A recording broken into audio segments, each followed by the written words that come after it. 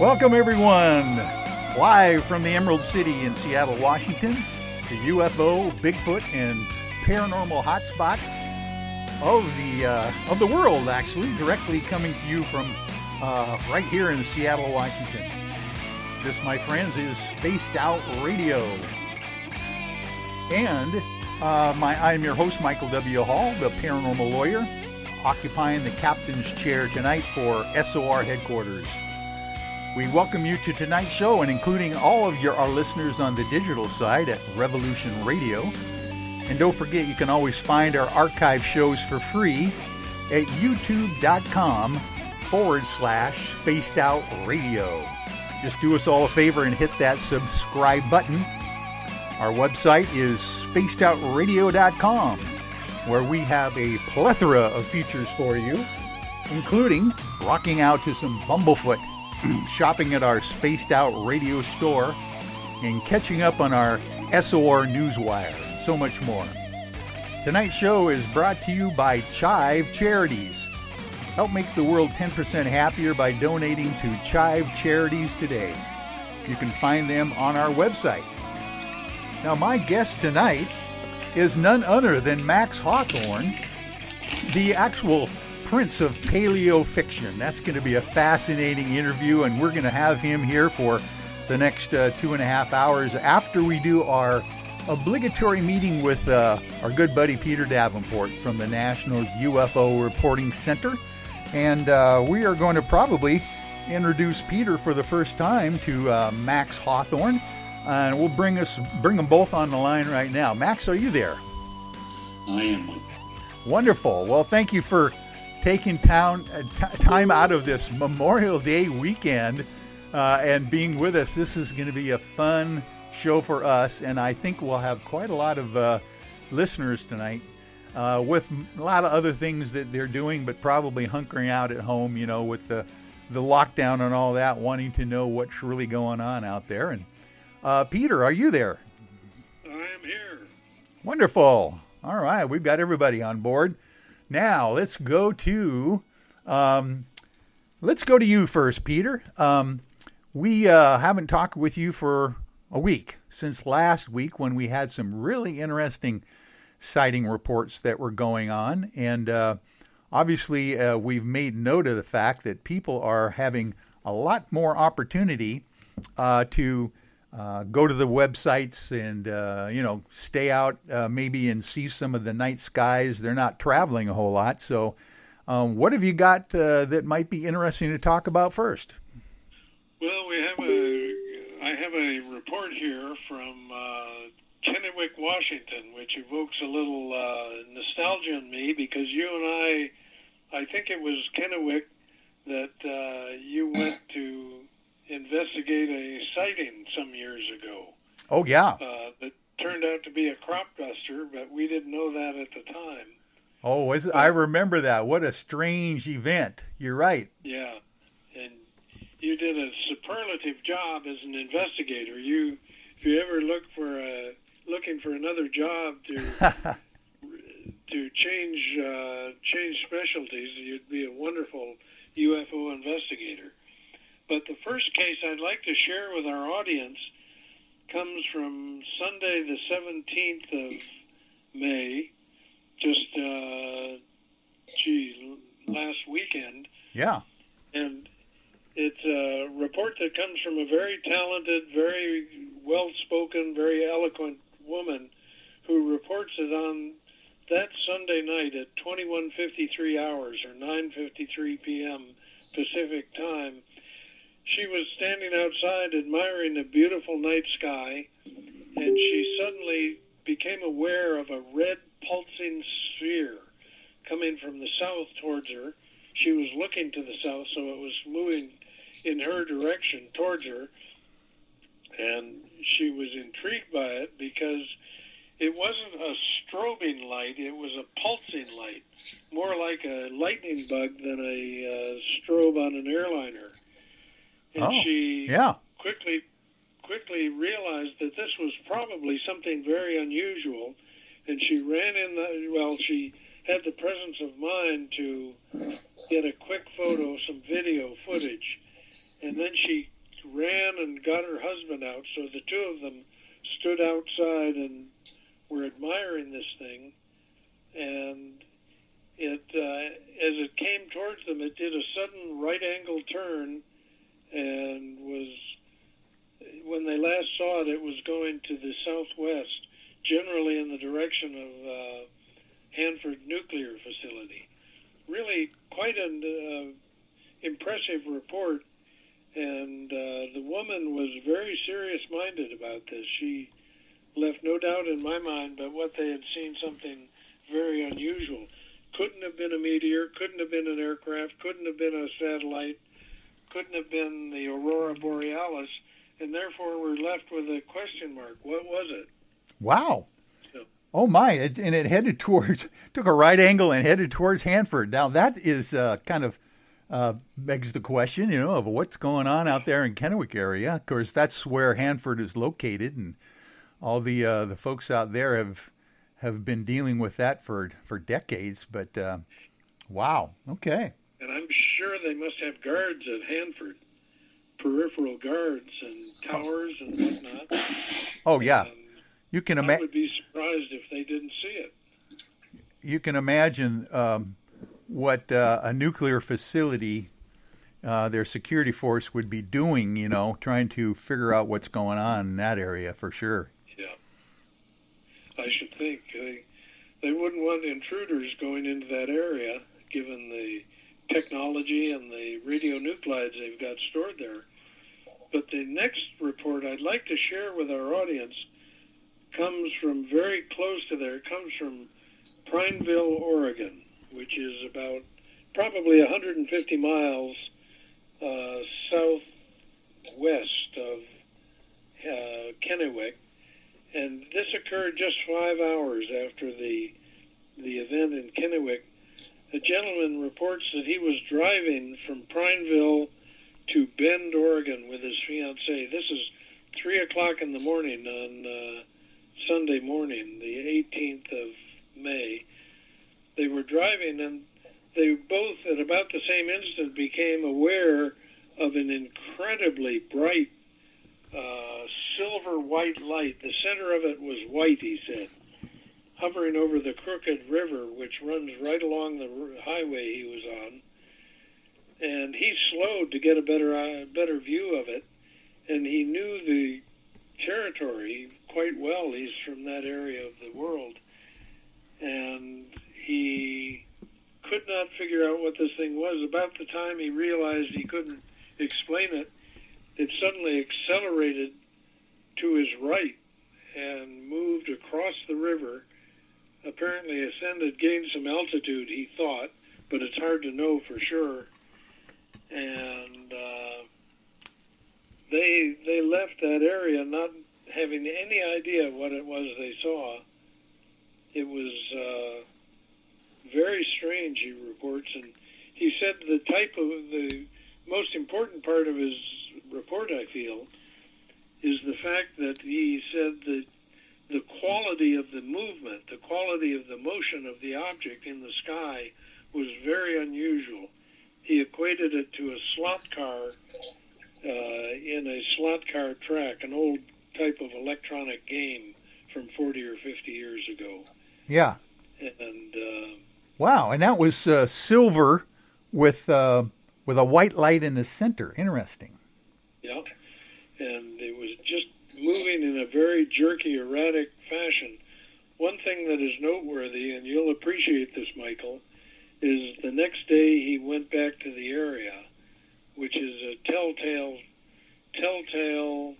characteristic of an abduction case. So I'm going to have another conversation with this gentleman and find out whether he and his fiancée made it to their destination on time, or whether they might have had missing time.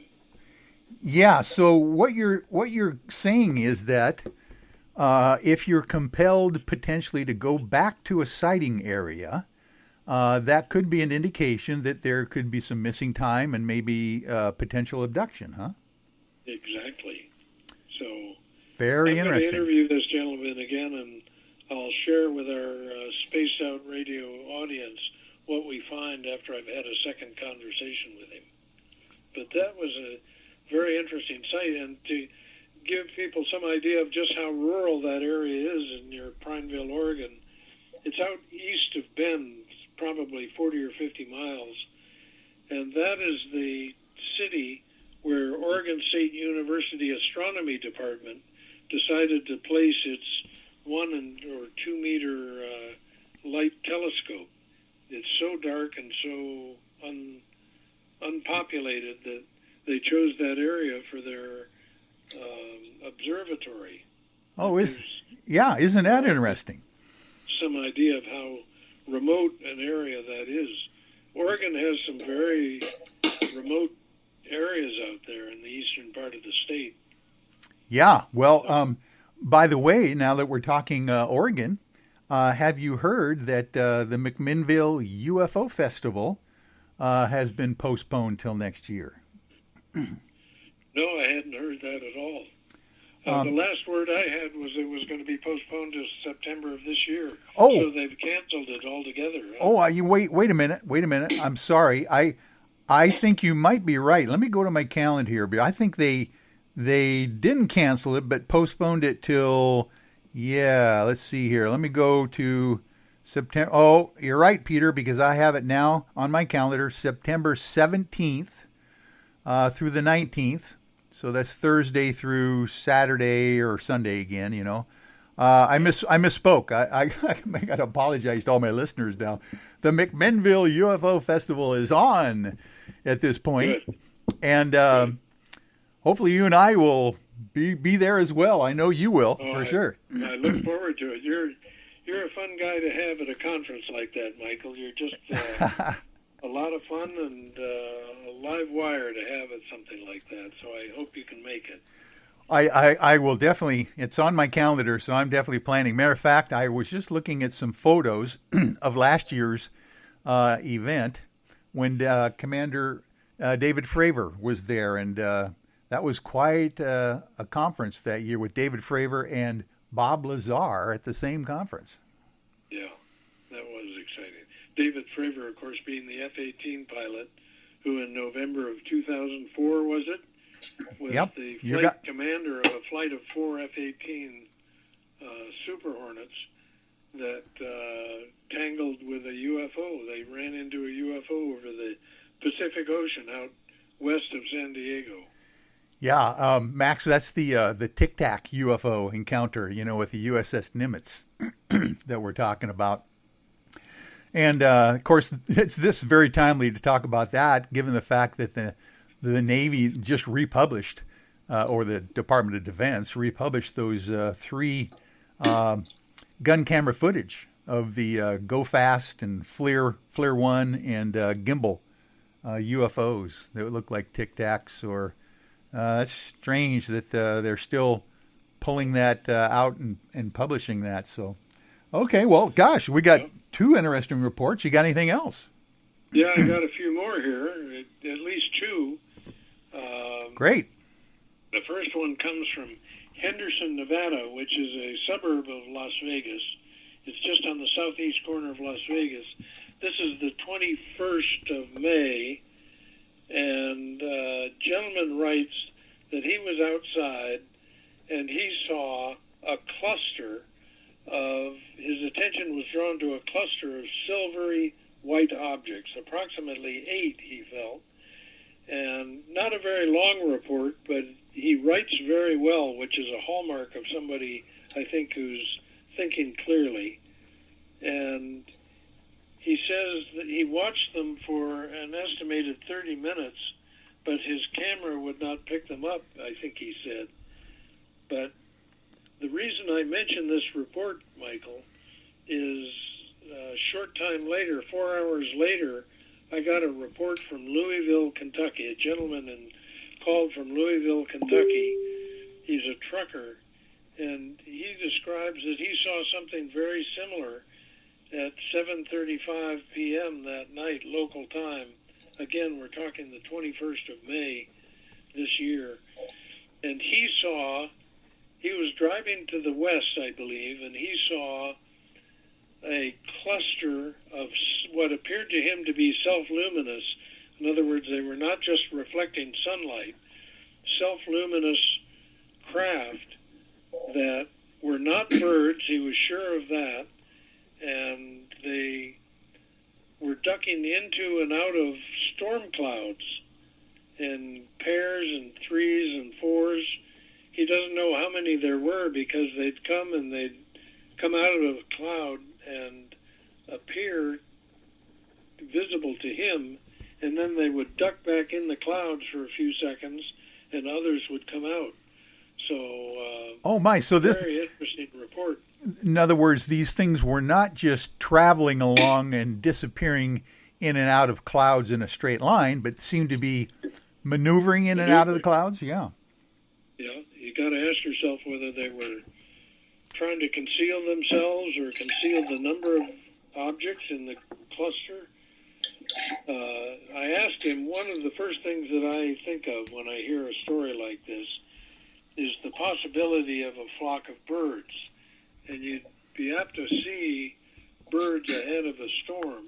So that was a possibility. And I queried him on that point and asked him whether he thought it could have been birds. And he assured me they could not have been, because he was quite certain that they were self-luminous and not reflecting light. And he said the quality of flight, the quality of movement was distinctly uncharacteristic of a flock of birds. Yeah. So we've got a good word.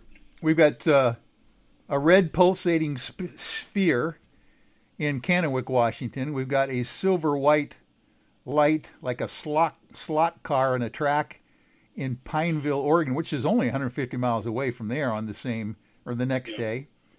Then we got Henderson, Nevada, and Louisville, Kentucky on the same night with silver white objects and self-luminous objects.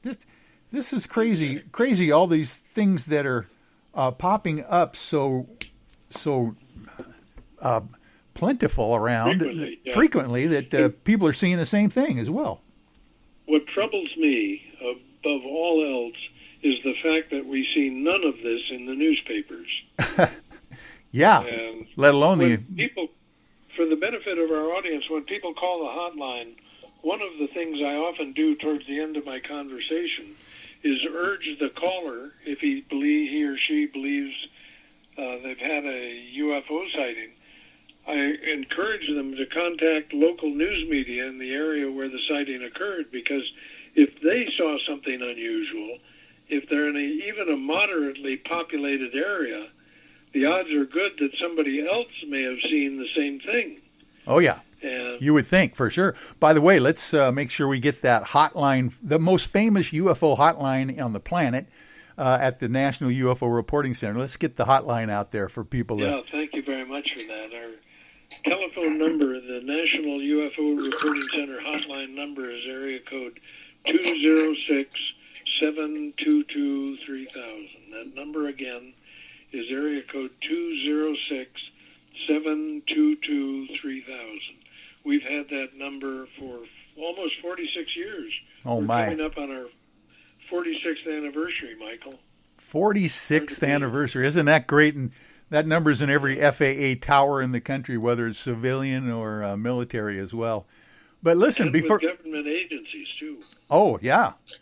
Well, listen, before we get too far into this, I would like maybe Max to explain to you maybe his sighting report that he has.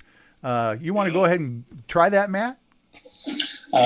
Sure. I mean, it's nothing glamorous, but it was the summer of 1989, and I was in Southwest Philadelphia. I know the approximate time. Well, I could probably figure out the exact day because a neighbor, there was a funeral down there that I was attending. So afterwards that night, I was standing outside the house, and I guess, I don't know, north or south. Center City would have been 7 miles to my left, Yaden right behind me, but I was looking up in the sky. You know, you have to just experience a wake or whatever. You're kind of contemplating things. And there was a lot of planes up there. You could see the pitch black sky, strobe lights moving around and stuff, here. And then I saw one, like a white light There wasn't a strobe or anything like that. It was, I would say, almost as high as the highest planes up there. And it was moving from left to right. But the thing that struck me, drew my attention, was that it was traveling at 3 times the speed of the commercial aircraft that were up there, which, has got to be like, what, Mach 2 or something like that, I guess? Yeah. I mean, in 89... 550 miles an hour. So, but I mean, so a jet liner, like a Boeing or whatever, in 1989, were they still able to go like 500 miles an hour? I don't know that they can go that fast, but you're talking faster than a commercial. So it was going 3 times as fast as the rest of the planes. Yeah. So I was watching it, and I'm thinking, oh, this must be a fighter plane, jet fighter. And so I was just watching it go real fast across the sky. And the thing that made me realize it wasn't a jet fighter was that all of a sudden it just ricocheted and went the opposite direction. Meaning, like, there was no stopping, no slowing. And it looked like a bullet had hit something and went the opposite way again, at the same speed. And the laws of inertia, at least for us, especially in 1989, that was physically impossible. And I was watching, I was like, whoa. And I watched it going boom, boom, boom, and then it went faster, faster, faster, and then it went up a bit, and it went so fast it was gone. But, I mean, I don't think even now we have a plane that could, go at 1,500 miles an hour and then just, reverse direction, like no speed change. It was just... I would be skeptical, Max, if it were not for the fact that I've seen something almost identical to what you just explained. What I saw was just indistinguishable from what you just described, and it was over Baja, California. Mm-hmm. And it was the 2nd of February, 1990. I remember the date. That was a Friday night. And I saw a satellite coming from the southwest. I was watching it with Nikon binoculars.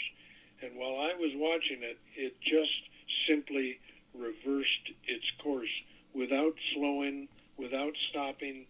One instant it was going to the east, the next instant it was going to the west. That's about 6 months later, too.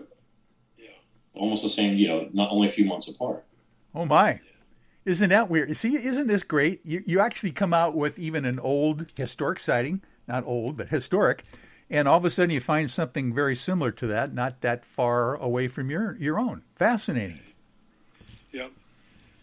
Some night in the future, Michael, we'll talk about some of the past sighting reports I've taken over the last 26 years as director of the National UFO Reporting Center. And I'd like to make an appeal to our audience. If there are things that they would like to know about the UFO phenomenon that they would like you and me to talk about, I'd encourage them to send an email to you or an email to me, and we will tailor any future programs to what people would like to hear about, whether they'd like to hear sighting reports from the distant past, like what Max has just described, or whether they'd like to hear more recent sighting reports. That's a great idea. And by the way, what I typically will do, Peter, is monitor the Facebook feed that I do simultaneously as well for comments like that. So if people are out there listening in on tonight's show, I will make sure that I kind of look at that. Matter of fact, we've got on here, we got James, we've got Mark and Cheryl and a bunch of folks on there. So no one's asked any questions yet, but if they do, I will definitely write those down. You guys, we are getting down to the bottom of the hour here, where we're going to do our first commercial break. Just want to let you know that, Peter, thank you so much for being with us for the first half hour. Thank you for listening to Max Hawthorne's interesting sighting as well.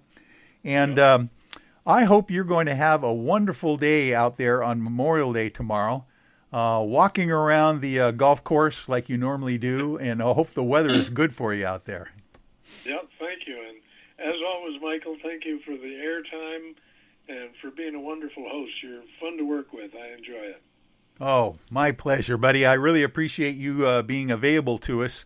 I know that you appear on Coast to Coast every week, and I know they pay you for that. So I really appreciate the fact that you can come on here and really regale our audience with these reports as well. So thanks, buddy. I enjoy it. Yep. We'll see you. Okay. Good night now. All right. We will be right back, folks, with Spaced Out Sunday in about 6 minutes. We'll talk to you later. Hey, Spaced Out Radio fans. It's John Resig, founder of the Chive and Chive Charities. Our goal is to make the life of veterans, first responders, and those with rare medical conditions 10% happier. We do this by donating one grant item, ranging from dance to therapy programs to prosthetic limbs, to those who need it most. To contribute to Spaced Out Radio's official charity, head over to chivecharities.org and become a donor today. I'm feeling a little spicy tonight. What to do? What to do? Why not get Bumblefuck? 4 million Scoville units of pure hard rock. Bumblefoot hot sauces come in 3 flavors. The burning Bumble. Tone it down a bit with Bumblicious and throw the sauce on everything. Spice it up. Bumble me, baby. Bumblefoot hot sauce. Get it today at kajans.com. At spacedoutradio.com, we are keeping you up to date on all the news with the SOR Newswire. Captain Shirk leads the team that is bringing you the news of the day and exclusive stories on everything paranormal and supernatural. It's free to read, it's updated daily, and it's right there for you. The SOR Newswire is a one-stop shop for the news of the day. Check it out at spacedoutradio.com today.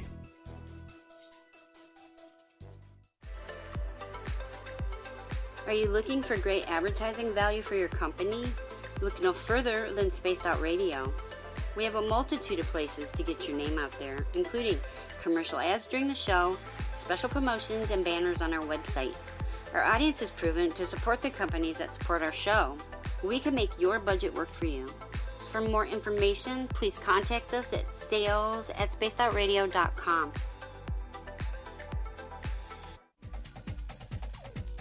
Hey everybody, the SOR Space Travelers is open. For just $5 a month, you can hang out with Dave and our crew privately in our members-only section. With your signing, you'll receive newsletters on what's going on with Spaced Out Radio. You'll have direct contact with the host during the show in our chat, live streaming videos, and a great forum for your posts and more. Become a space traveler now at spacedoutradio.com.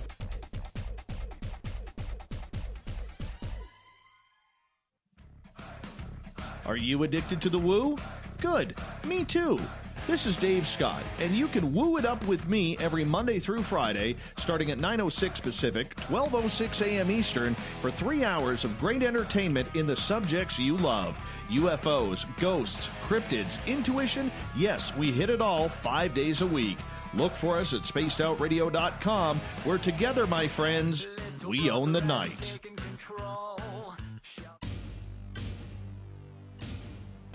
You wanted new SOR gear, and now you can have it. The SOR Vault is fully stocked with t-shirts, hats, hoodies, mugs, and everything in between, with great logos for you to choose from. So head on over to spacedoutradio.com, click on the SOR Vault, and go shopping. Pricing is quite affordable, and you can look good representing your favorite show. So go to our website and pick up your new SOR wear at the SOR Vault today. Need that weekend supernatural fix? Look no further than Spaced Out Saturday right here at spacedoutradio.com. I'm Stacey Edwards. And I'm John Edwards. Each Saturday night, Stacey and I are going to bring you the best in paranormal, cryptids, UFOs, you name it, and we're going there. It's all about the experience and to share the knowledge with all of you. So tune us in every Saturday night on Spaced Out Saturdays, starting at 9:06 p.m. Pacific, 12:06 a.m. Eastern, only at spacedoutradio.com. From the heartlands of Canada to beards around the world, we know how to take care of you. Fill your follicles with the Mighty Moose Beard Oil. All our oils and balms are handmade and 100% natural ingredients because we care about your beard. And hey, use the promo code SOR2019 and get your Mighty Moose Beard Oil today. You can check us out on our website, mightymoosebeard.com.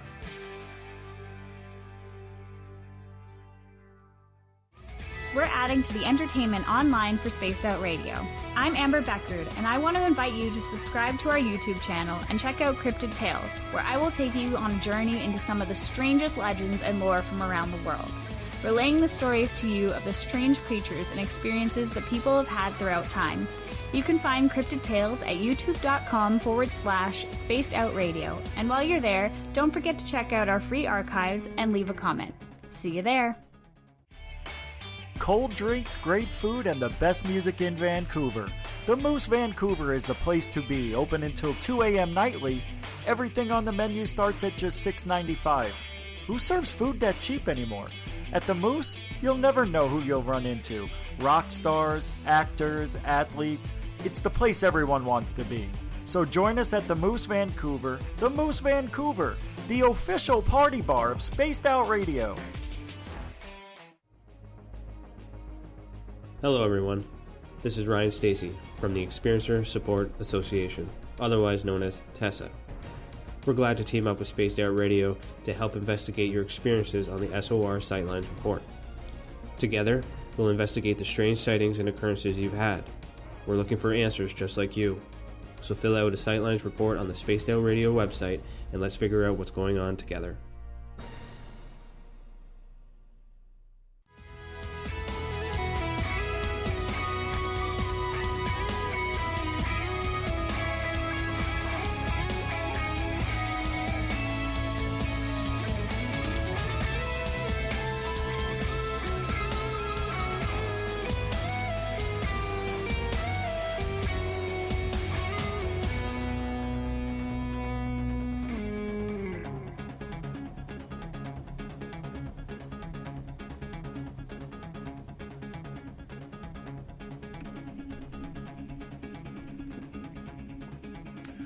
Well, welcome back to Spaced Out Sunday, folks. This is Michael W. Hall, your paranormal lawyer, coming to you live from the Seattle, Washington area with my special guest, Max Hawthorne, tonight.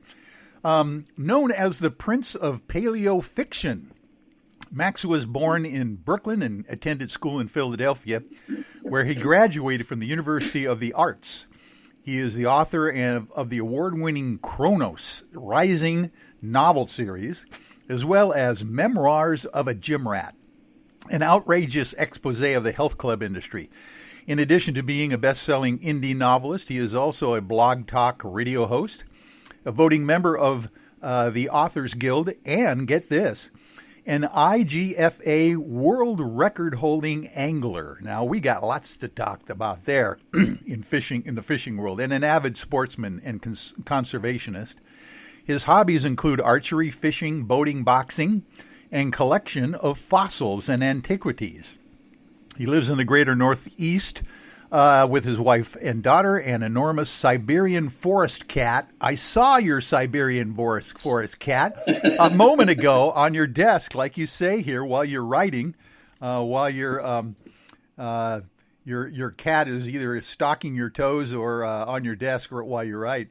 Max's series of novels are called Kronos Rising, and he describes them as Jurassic Park meets Jaws. I just love that kind of wordplay there. And Max, thank you again for allowing me to interview you tonight and to be on our show, our special Memorial Day weekend get-together.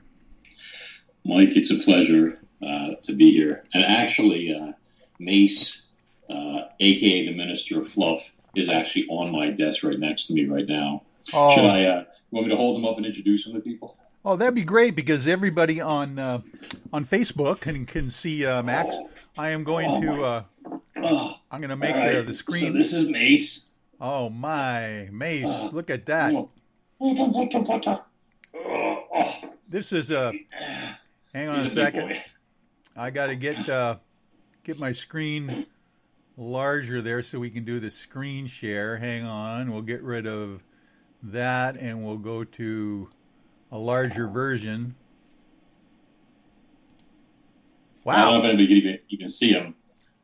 You know, the screen is frozen now, but we got a big fluff right in the middle of it. Hopefully it'll kick back into the normal mode so we can see Max moving around there. How big is Max? Mace. He's Mace. Mace, I'm sorry. Oh, gosh. He's got to be pushing 20 pounds now. He's but the fluff makes him look a lot bigger. That's like, I tell people he's got 80% BF, and they're like, 80% body fat? And I'm like, no, 80% body fluff. Body fluff. Very nice. Very nice. He's literally on my desk, on his back with the belly exposed so he can have his tummy rubbed now. Very nice. They're the greatest cats in the world. It's like all the benefits of a dog, all the best parts of a cat. You know? I mean, they're just like, just a big fluffy mush. Oh, cute. Well, that's wonderful that he likes to hang out with you there in your study as well. Yeah, he's quite a guy. Actually, we have two now, to be honest. That thing's a little outdated. He needed a companion. Oh, So to save my toes a little bit, if you understand what I'm saying. Oh, I'll bet. Yeah. So you have two of the same type of cat. Is that what you're saying? Yeah, they're both these big. They're actually descended from the Viking cats, like the Maine Coons are. They're Norwegian forest cats and the Siberian forest cats. They come from the same species. So Mace is kind of like aristocracy because his ancestors actually, and I'm not trying to brag, but go back to the czars of Russia. But the other Siberian forest cat that we have, he has nicknames like Dirty Foot, the Village Idiot, stuff like that. Because he's not as pretty. He's an attractive, good-looking cat and all that. He's huge, though. I bet you this cat weighs 25 or 30 pounds when he's full grown. Yeah. But, but he's just like a bit of a moron, you know? Yeah. I think he's cross-eyed, too. When he gets close to you, he gets a little cross-eyed. Oh, but, they're adorable. You just, they're the best. Well, listen. I'd do without them. Well, this is a fun opportunity for me to talk with you because we have, I think, a lot of things in common as far as, I mean, you're quite a seasoned novelist yourself, but the idea that you write about paleo fiction, tell me about that and what kind of genre that you've created in this regard.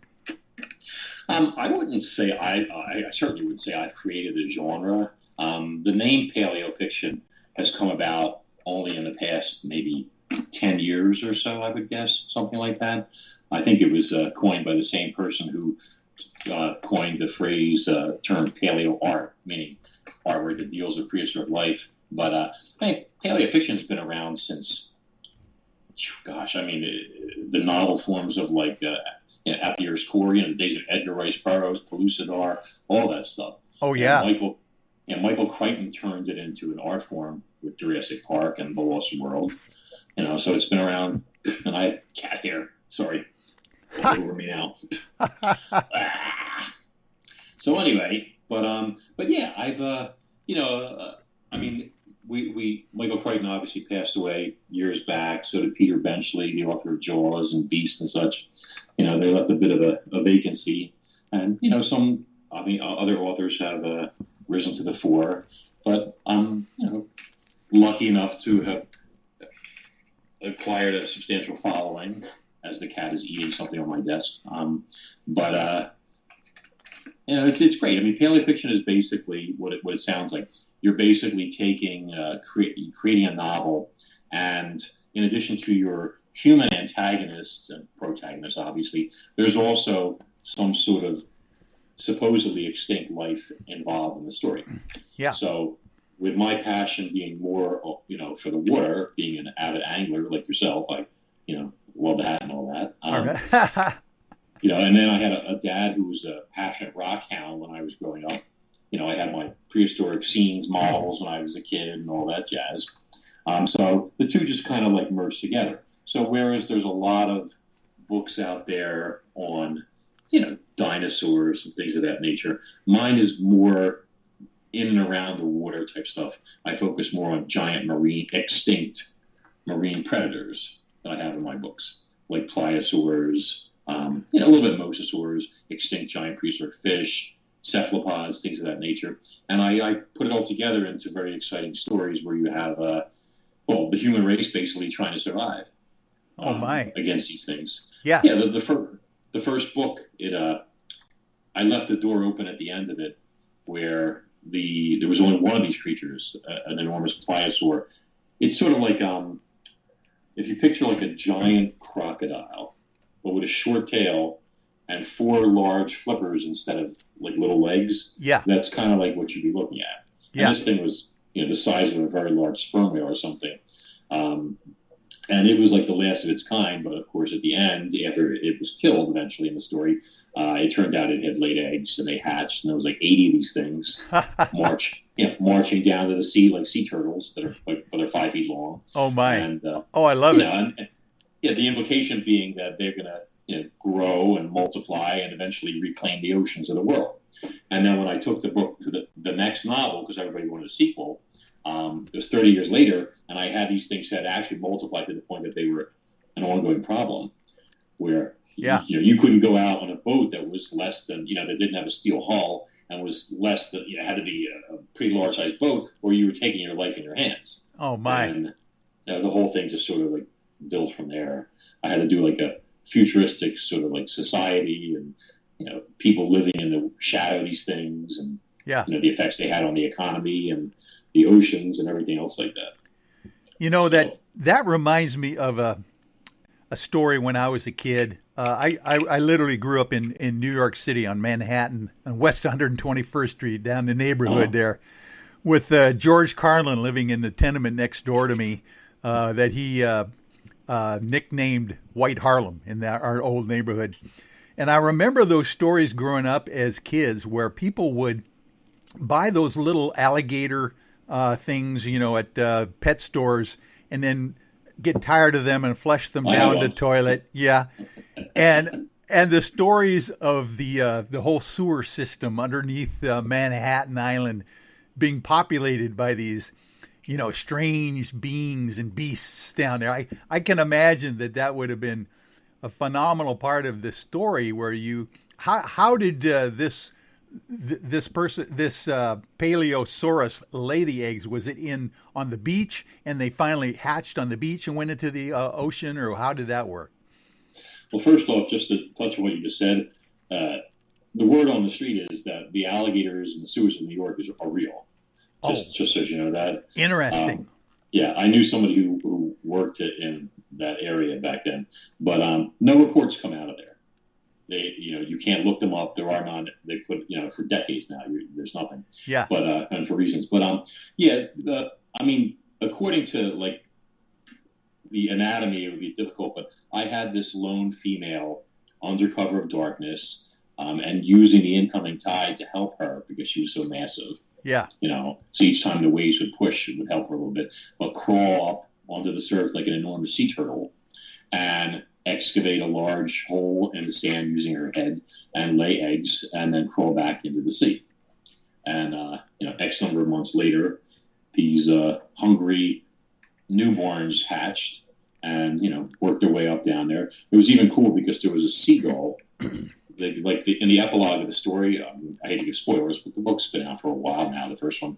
But a seagull was expecting, baby turtles to be hatching. Oh, sure. And yeah. It was an older bird, and it saw what it thought was a baby sea turtle, and it dive bombed it. And as it got close, it was like, this thing seems bigger than it's supposed to be. And it tried to pull up at the last second, but it was too late. And then the newborn Chronosaurus jumps up and snatches the bird out of the air and makes a meal out of him instead of vice versa. That stuff. So it was a nice little touch. Oh, nice touch. Where did this? Where did you set the scene for this story? Well, since I spent a lot of time down in Florida and the Keys and stuff, all right,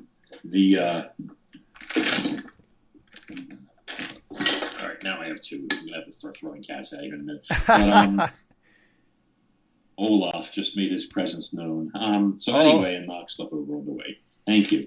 I should have closed the door. I apologize. But so everything takes place down and around the Florida area and the Gulf of Mexico. And to make the when you write a novel, you want to achieve what's called a suspension of disbelief. You want people to read it and really, you don't want somebody to say, "Oh, well, that could never happen." Yeah. Well, that's stupid. Well, this is ridiculous. And then they throw your book down. Yeah. You want them to look at it and say, "Wow, I could picture this happening." You want people going to the beach and afraid to go in the water because they read your stuff. Yeah. So what I did was, there's been so much done out there, Mike. We can go back to the Lost World Plateau, Remember, if you go way back, or Skull Island with King Kong. Yeah. You know, or you can go to like into the 50s where they had things like the deadly mantis where it was frozen inside an iceberg, they thought, or the beast from 1,000 fathoms. You know, there's so much stuff out there. Yeah. So, you know, to come up with something new and innovative that was believable, I concocted the idea of there being a caldera, which is, for the audience that members that don't know, a caldera is a volcano that has blown its top, let's say, millions of years earlier, and instead of it being like this, all that's left is a bowl-shaped depression. So I had a caldera, a volcanic island situated off the coast of Cuba, and I figured out the distance, etc., from the Chicxulub crater impact that wiped out the dinosaurs, so that this was already there when the asteroid struck. And when the asteroid hit, one of the side effects of it, which is known, is that there were mega tsunamis created that were 1,000 meters tall. Yeah. And so this tsunami swept up a tremendous amount of ocean and all the marine life that was in it, and on its way, swamped that caldera and kept going. The caldera was filled with salt water and turned into a giant fishbowl, effectively. Oh, man, what a great idea. I love it. It was hard to... I had a lot of research I had to do for this, but because you want it to be believable. Yeah. But this way you're depositing an entire ecosystem inside this thing. Yeah. It's not just a couple of monsters. You have, what are they eating? Fish, squid, everything. Yeah. And then you have the geothermal factors of a semi-extinct volcano, which helps them almost like a heater in your aquarium.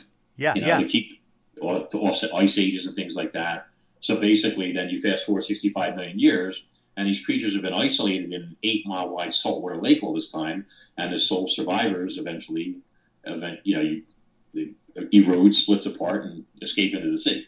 So, it was fun to come up with it. This is a fascinating idea that you came up with that, you could maybe translate to the idea of Loch Ness. Having certain, kind of bodies of water that are, I understand Loch Ness is way deep as far as the depth of it, and has potential, for aquatic life we've never discovered. Nessie, what is that? A Nessie, a Plesiosaurus or something like that, or? Well, a lot of people think that assuming it exists, that the Loch Ness monster. Some have theorized that there was some sort of plesiosaur or something. Yeah. There's been a million different theories put out there, but. Yeah. There is. I think my inspiration for the whole caldera thing was that back then, I think it's in Australia, there is a species of tree called the Wollemi pine that was discovered that's been around since the Jurassic, and they've survived all these years and all these extinctions, even the Cretaceous extinction, because they were in a secluded valley that had moisture and heat from geothermal activity, et cetera, that kept these trees isolated from extinctions that wiped out everything else. Wow. So they've soldiered on for over 100 million years. And so you figure, well, okay, they didn't find any life down there, I'm aware of, frogs and lizards that should be extinct and aren't. But, the point is, if you can create an entire ecosystem and isolate it like that, it's possible. So, oh, man. Yeah, that's kind of what I think the Jurassic Park theme was as well. The whole idea of an ecosystem unto itself that survived or something, as well as the dinosaurs along with it. Oh, that's a fascinating. You did a lot of research to find a storyline that you could follow like that. My brain hurts.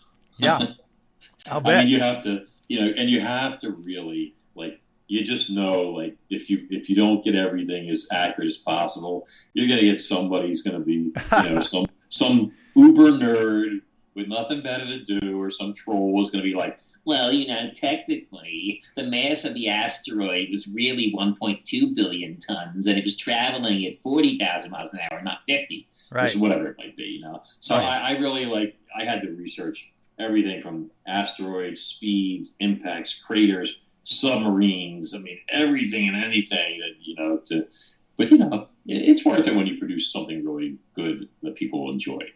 So. Oh yeah, no, and I'll bet you get like you said, you had folks clamoring for a sequel out of this thing. That's kind of cool, when you get that as an author.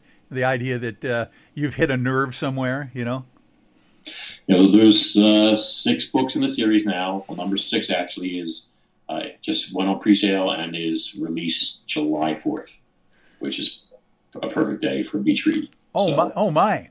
So that was last July 4th, or this coming? No, coming up. Oh, nice. Yes. Well, we get to preview then maybe some of the protagonists and the storyline potentially, if you want to get into that as well. But oh my gosh, 6 books already! Awesome. Yeah, I've been haunted because honestly, the last novel came out 2 years ago, almost 2 years ago, or whatever it was. Yeah, and these are huge books. I mean, some of my books are almost 200,000 words long. It's not like Stephen King can crank those out left and right. I can't. I have I have injuries, I had surgery, I had a lot of sometimes things slow you down. Yeah. But a lot of people, they clamor for the books. I mean, you get messages on Facebook, you get tweets, you get emails. My publisher gets emails. Some of them are really impatient. Yeah. Like, when is the new book coming out? You left me hanging. Yeah. All these plot lines, and it's true. Yeah. The last book was a huge cliffhanger. And people were like, no. Oh, well, let's do this. We've got 4 minutes left until the top of the hour. Can you give us that cliffhanger that we can carry people over to the next hour with? Would that be appropriate? You mean to tell them how the last novel ended? Well, give us a little idea of maybe the scenario that you put forth when the last novel ended that just kept people hanging on for the new one. Well, it's hard to do that without giving spoilers, but let's just say that. Wow. Well, I don't want to put you on the spot, so if you don't want to go there, it's no problem. We can pick up the next series when we come back after the break. But I thought it would be kind of fun to give a little fleshing out of your characters, and your plot pattern for our listeners, so we can get them to go to Amazon to pick up these series before you get the new one out. Okay, so basically, at the end of the last novel, your protagonist, his name is Dirk Braddock, and his girlfriend, on and off again, they're researchers in a facility called Tartarus.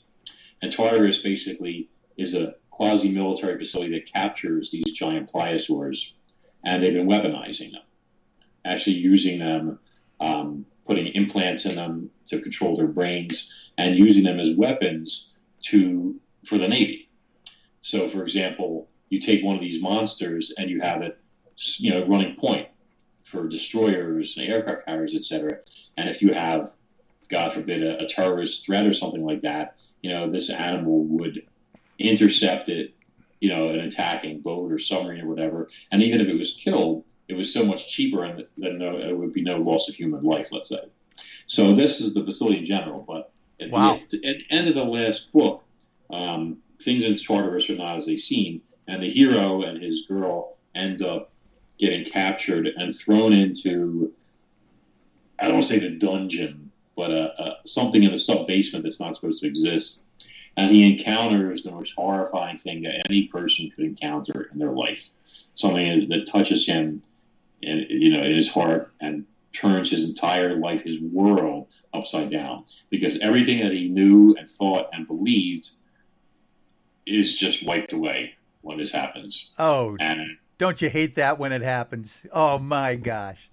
So your character gets a soul, and turns himself around at that point.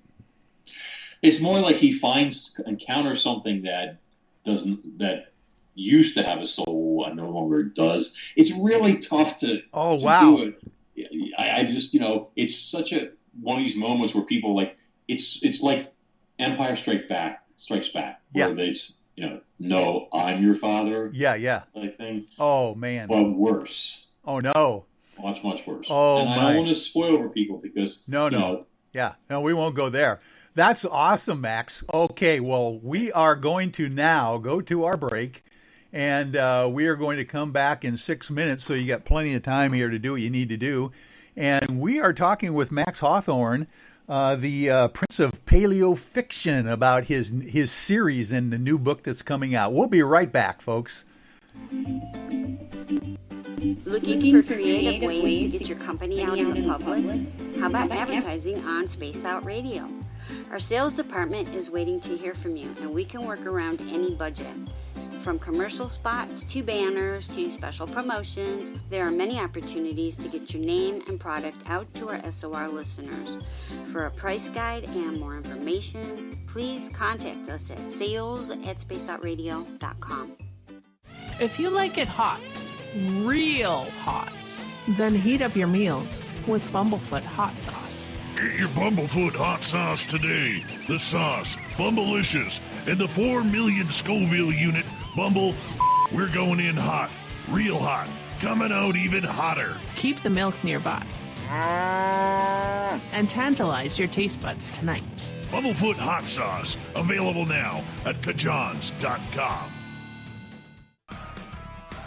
Get your horns up with me on Spaced Out Radio. This is Ron Bumblefoot Thal. Come tune in to SOR where you can hear me rock out with Little Brother Is Watching, the official theme song of Spaced Out Radio. And then come on over to bumblefoot.com where you can find out about my tour schedule, my music, and everything else. Bumblefoot.com keeps you up to date on what I'm doing and the best way to stay in touch with my music and music camps. Sign up for my newsletter at bumblefoot.com and remember, Little Brother Is Watching.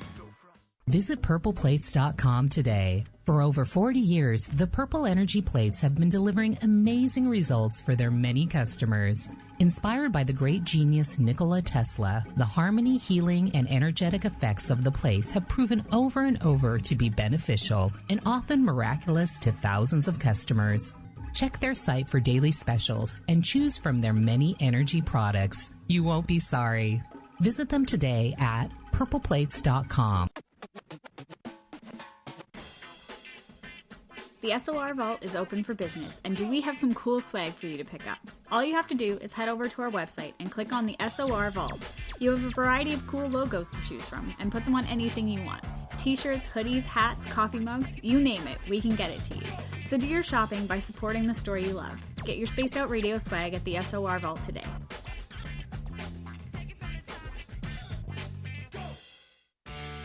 Hey everyone, I'm John Edwards. And I'm Stacey Edwards. Together we're taking over Saturday nights on Spaced Out Radio, where we're going to bring our own experiences of the paranormal and talk to the best people we can find to help bring you answers to your strange tales. We're here to entertain your need for weekend woo! So tune us in at spacedoutradio.com starting at 9:06 Pacific, 12:06 a.m. Eastern, where we can all get a little spooky together. Spaced Out Saturday nights right here at spacedoutradio.com. We are scouring the world for the most intriguing stories of your day. Take the time to read up on the SOR Newswire, where our team, led by Captain Shirk, will deliver to you some of the best paranormal and supernatural news, along with some stories that will blow your mind from the weird to the wacky. It's the news outside the news that piques interest, and that's what we're looking to deliver to you. The SOR Newswire, only at spacedoutradio.com. We all know on Spaced Out Radio we love a good beard and mustache, so why not take care of your facial hair with Mighty Moose Beard Oil? Made in Canada, we're taking care of beards and stashes around the world. We use 100% natural ingredients with our oils and balms to make your whiskers feel silky smooth. Use promo code SOR2019 at mightymoosebeard.com today. Hi, this is Amber Beckrud, and I want to invite you to subscribe to our YouTube channel where we store all of the SOR show archives for free. And as an added bonus, every 2 weeks I'm posting brand new content on Cryptid Tales, where I will get into some of the spookier legends and folklore from around the world and tell the stories that go with them. Find us at youtube.com/spacedoutradio and check out Cryptid Tales today. Drop a comment and let me know what you want to hear. See you there. Are you an experiencer of something strange that can't be explained? Do you want help finding out what's going on? I'm Ryan Stacy, head of the Experiencer Support Association, otherwise known as TESSA. We've teamed up with Spaced Out Radio to investigate cases filled out in the SOR Sightlines report. We are independent and there's no cost to what we do. All we need is your experience. Let's find out what's happening together on the SOR Sightlines report. Hey, space travelers, this is John Resig, founder of the Chive and Chive Charities. If you know anything about our website, you'd know we like to do things a little differently. We're not some faceless organization collecting money for a nebulous cause. Our donor dollars go directly toward life-improving items. Then we give those items directly to an underdog who needs it most. To become a donor with Spaced Out Radio's official charity, Chive Charities, just go to chivecharities.org/donate. For the price of 1 cup of coffee a month, you can become an SOR Space Traveler. The Space Travelers Club is a place where you can interact with other listeners, either live during the show or on our great forum. We want your stories, pictures, comments, and ideas. You'll get live video streams, exclusive content, and be a part of our newsletter. Stay in touch with everything SOR. The Space Travelers Club is just $5 a month at spacedoutradio.com. Hi there, this is Dave Scott, and I'm bringing you the Woo every Monday through Friday on Spaced Out Radio. I'm going all out to bring you the strangest, oddest stories and subjects I could find for your entertainment. Why? Because when we hit peak Woo, I know I've done my job. So come tune us in at spacedoutradio.com, 9:06 Pacific, 12:06 a.m. Eastern, and together, my friends, we own the night.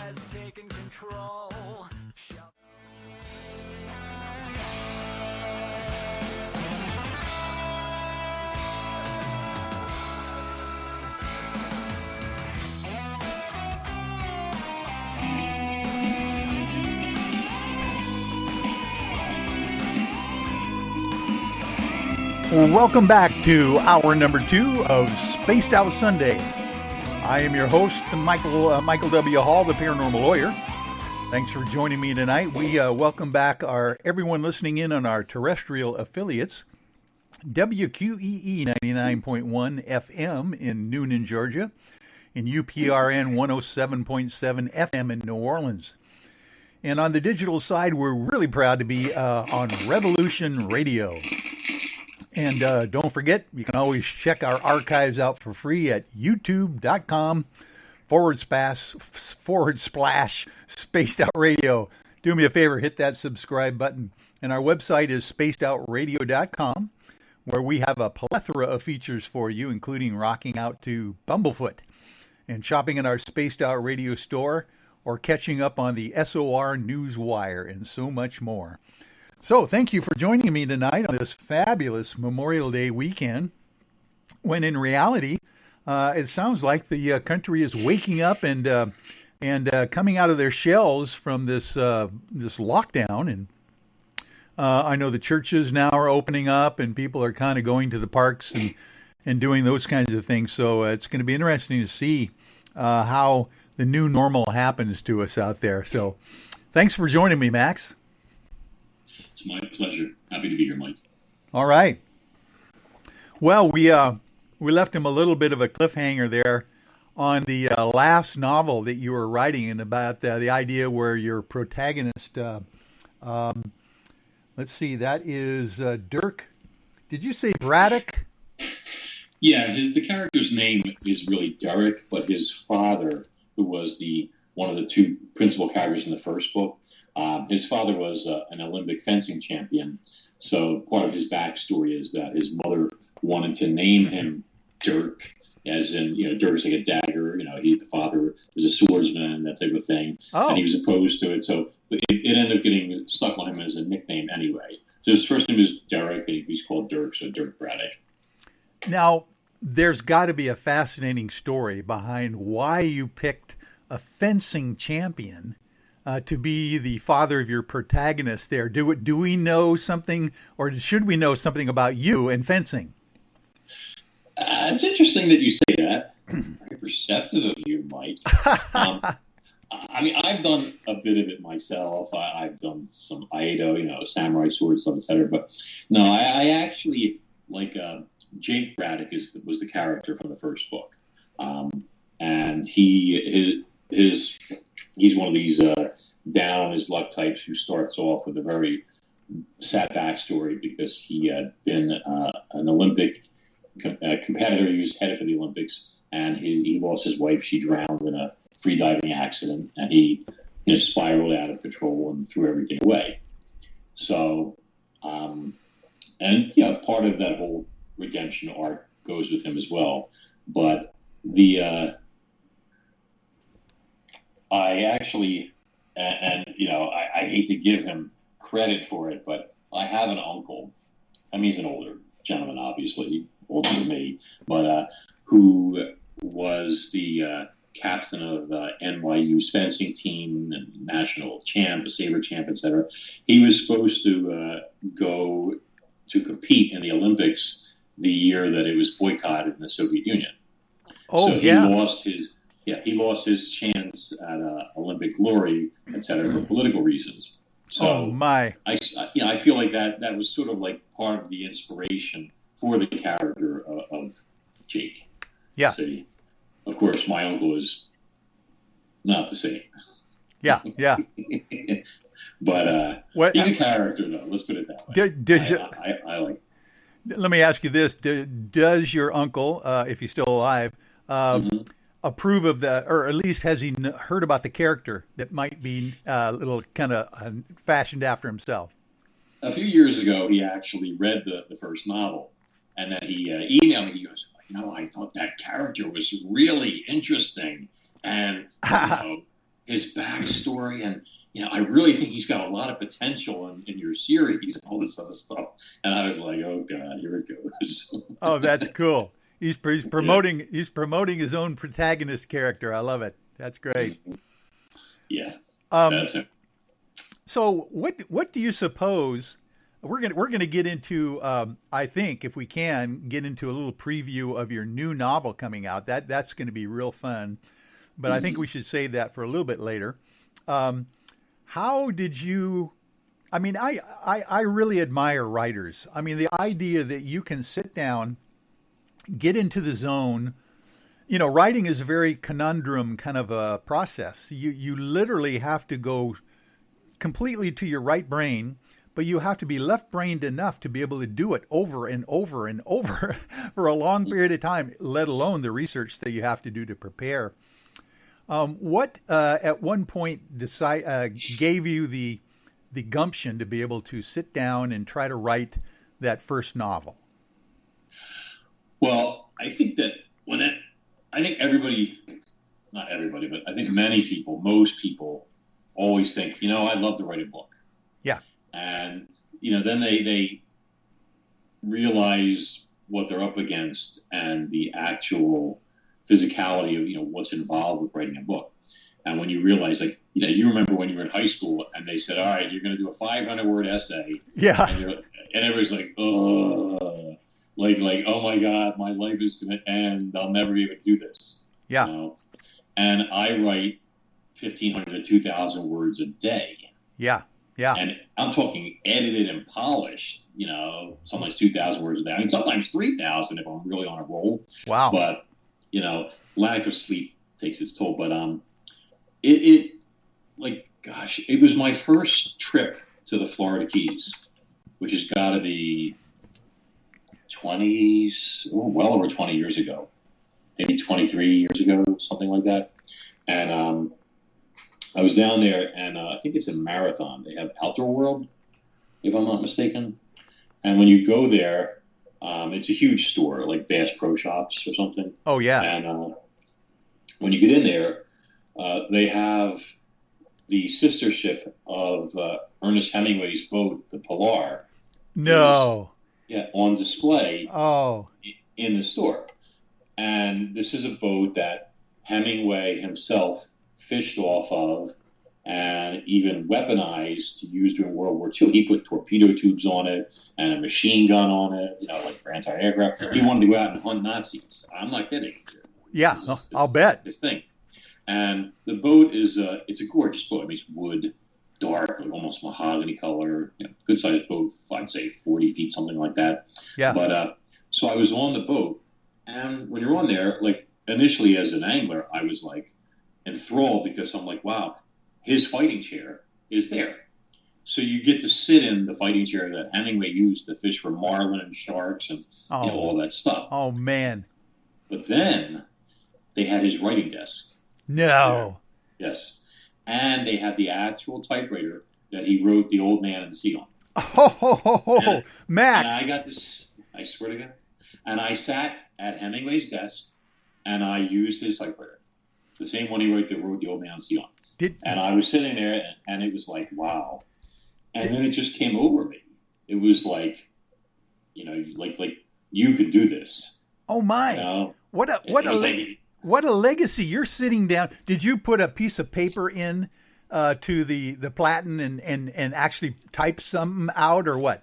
No, they don't have any paper there. Yeah. Otherwise, everybody would be doing that.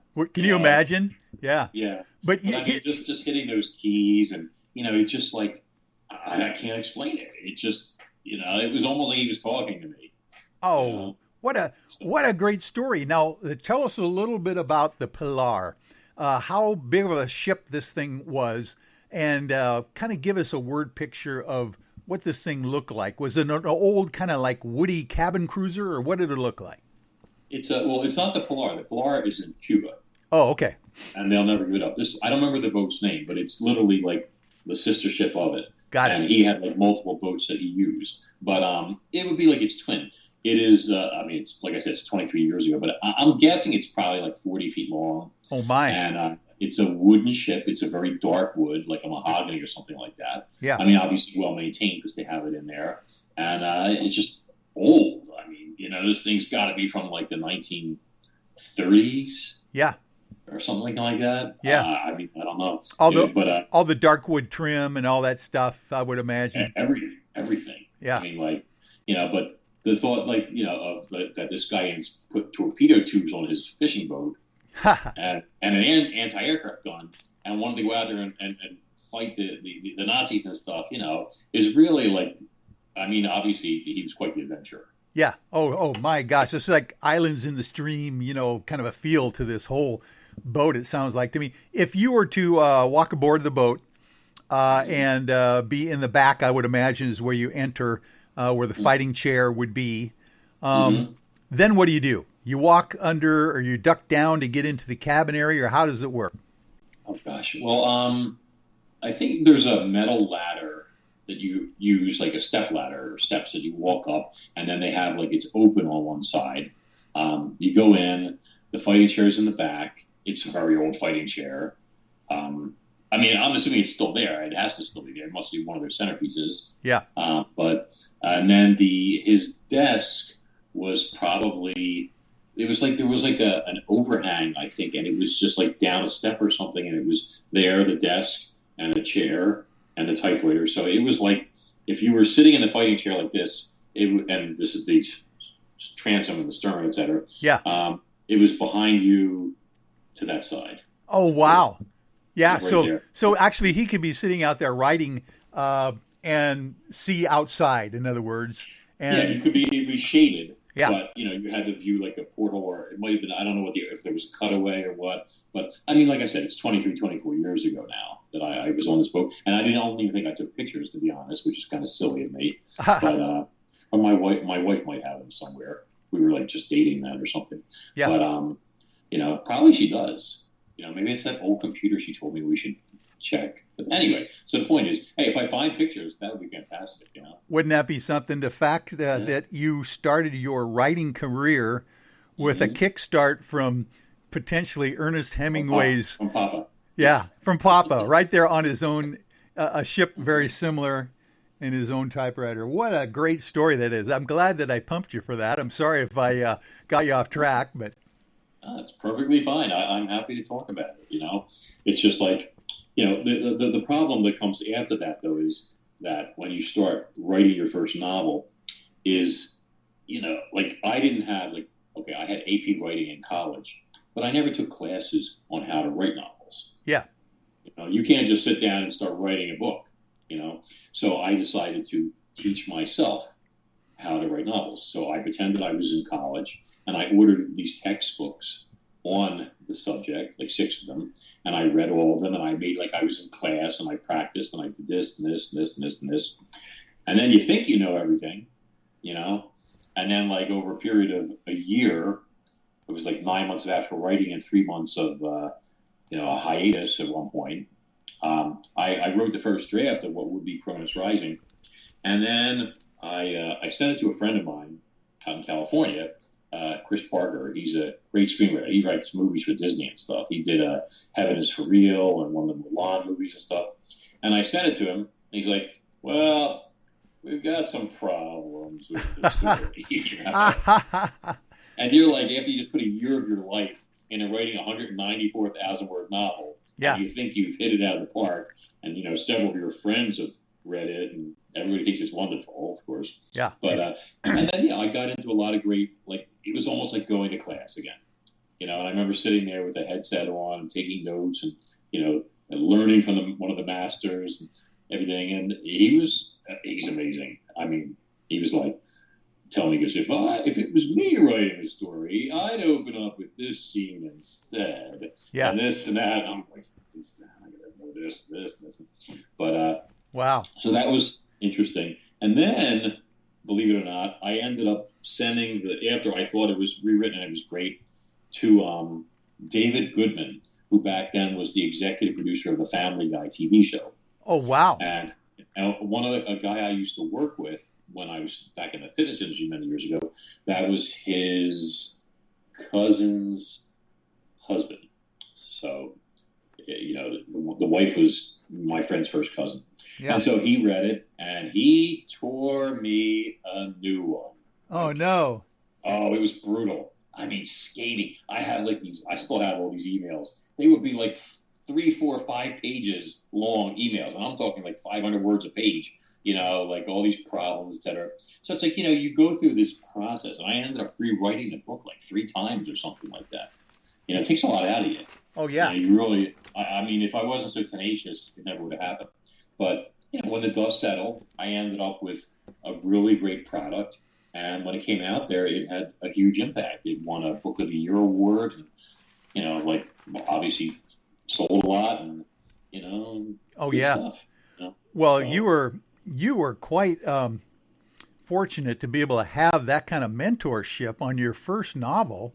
You know, some people will just throw that first one out there and kind of waste, you know, their first efforts maybe just to kind of get something going. And it takes a lot of gumption to be able to, I mean, I always say that the editing part of a book has got to be the toughest part. Getting the ideas down on paper the first time and kind of going through and creating the story is one thing, but when you have to get down to the nitty gritty and make it readable and you know, have the format correct, that shows a lot of gumption on your part. Thank you. But, you know, there was one interesting thing about structuring the first Cronus Rising novel was that in the beginning, and this is one thing that Chris, you know, straightened me out about. There were huge parts of the book that had to be removed. You know, you get like too carried away, too many plot lines, things going on. You know, and then you hear like, I know it's like your baby, you feel like you're killing your child, but trust me, it's better. All this other stuff. Yeah. Okay. So one problem I had was in the beginning there was this big prologue. I mean, this prologue was about, gosh, I'm going to say, let me think about this. 7,000 words long or something like that. Oh. And the prologue, it took place 65 million years ago. And it was the actual story of how these giant marine reptiles, there was like a mating chase going on. You know, like when fish mate sometimes and like a bunch of females, jacks, will pursue the queen, you know, they all want to mate, etc. Ah. So I had taken that and set it up with these marine reptiles where this was going on in the shadow of this caldera. And it was this whole story 65 million years ago from the monster's point of view, et cetera, and then the asteroid impact, you know, and I really had to describe hell on Earth and Armageddon and all sorts of stuff. Wow. And so it was this whole thing about this tidal wave and all this was in there. But the problem was it was a prologue. It was the beginning of the story. Yeah. And that wasn't going to fly because you've given away everything. There's no more secrets. You know what the monster is. You know where it came from. You know what it looks like. You know how big it is. You know all this other stuff. It ruins your story. But I refuse to give it up, especially since it was the crux of the story in terms of coming up with an original reasoning for how these things could still be alive in the present. Yeah. So what I did was I started the story normally, open up with a dark scene with death out in the high seas, shark finning ship encounters a monster. There's a little bit of justice if you think about it. You have a ship out there in the dark catching and killing sharks, taking their fins, etc., slaughtering them.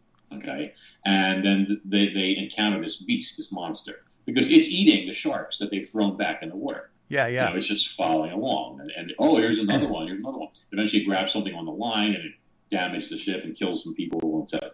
But so the point is, so it opened like that, and then later on in the story, I wanted to tie it. I wanted to use those Cretaceous scenes. I call them Cretaceous flashbacks. Yeah. And people like that because you get to see prehistoric life in prehistoric times. Okay. So what I did was I had these characters talking, and she's like, "Well," the guy's like, "Well, how could this thing still be alive after all this time and this and that?" She's like, "I have a theory about that." And then I used that to sort of cross dissolve back, going back 65 million years ago, and I split it up. Oh. Every other chapter, there was this Cretaceous flashback scene, so that I timed it out to the end of the book, so that by the time people knew everything, it didn't hurt the story. It added to the story, I guess you'd say. Oh, so, that is quite an idea. Turn a negative into a positive. Yeah, and use your flashbacks as not a one-shot deal, but pepper them throughout the story to kind of keep people trudging forward and just, flipping the pages quickly to try to find out what the next flashback, revelation is going to be. I love that. Yeah, I like to do that. I like to juggle multiple storylines and leave people, wanting more at the end of each scene, so that it's like they're turning the page, and then they pick up from the other one, the other plot line they were running, and which also left them hanging, and then they're like, "Oh wait, this is great too. What happened here?" And then they read through all that, and then they get to the other one. Oh, it's the Cretaceous flashback. I love this part, and and then you just, my writing style, and I'm not trying to brag. I mean, I've heard this from hundreds and hundreds of people, is very, even though I write very ornately at times, etc. The prose can be pretty intense. Everything flows. My writing carries you from word to word, sentence to sentence, graph to graph, scene to scene, chapter to chapter. You never feel like you're reading something where you're like, "Oh, this is such hard work." Yeah. You get swept up with it, and it carries you along. Yeah. And that's that's a really cool thing.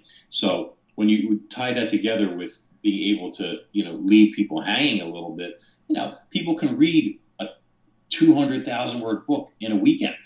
Yeah. I mean, it may take them 15 hours, but I've had people do it. Yeah.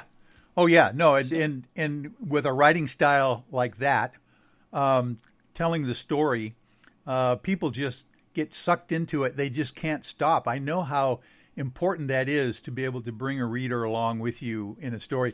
Did you come from a family of storytellers? Do you remember growing up and listening to the adults at the parties talking about this, or how did you suppose you got to that idea of a storyteller yourself? You mean when you were telling your girlfriend, no, she's my cousin. There you go, that kind of story. Yeah, I had to start coming up with a lot of stories when I was in college and afterwards. But not really. I don't. I don't think so. I mean, when I was I will say this: I was tortured a bit. My mom was, God rest her soul, she passed a while back, but she was a genius. Honestly, she had an IQ of 160 tested. Oh my! She went to an Ivy League college. She and she was number one in her class. In the 50s, back when women didn't accomplish such things, supposedly, et cetera. Yeah. But and she put a lot of pressure on me as a kid. It's in summer, when it was summertime, I wasn't allowed to go out and play unless I did my reading. And I had to read stuff like the Odyssey and the Iliad. Oh my. My. And I'm 6, 7, 8 years old. And I'm the Cyclops dashes his brains out and then eats him. And I'm like, oh, this is actually not bad. All right, cool.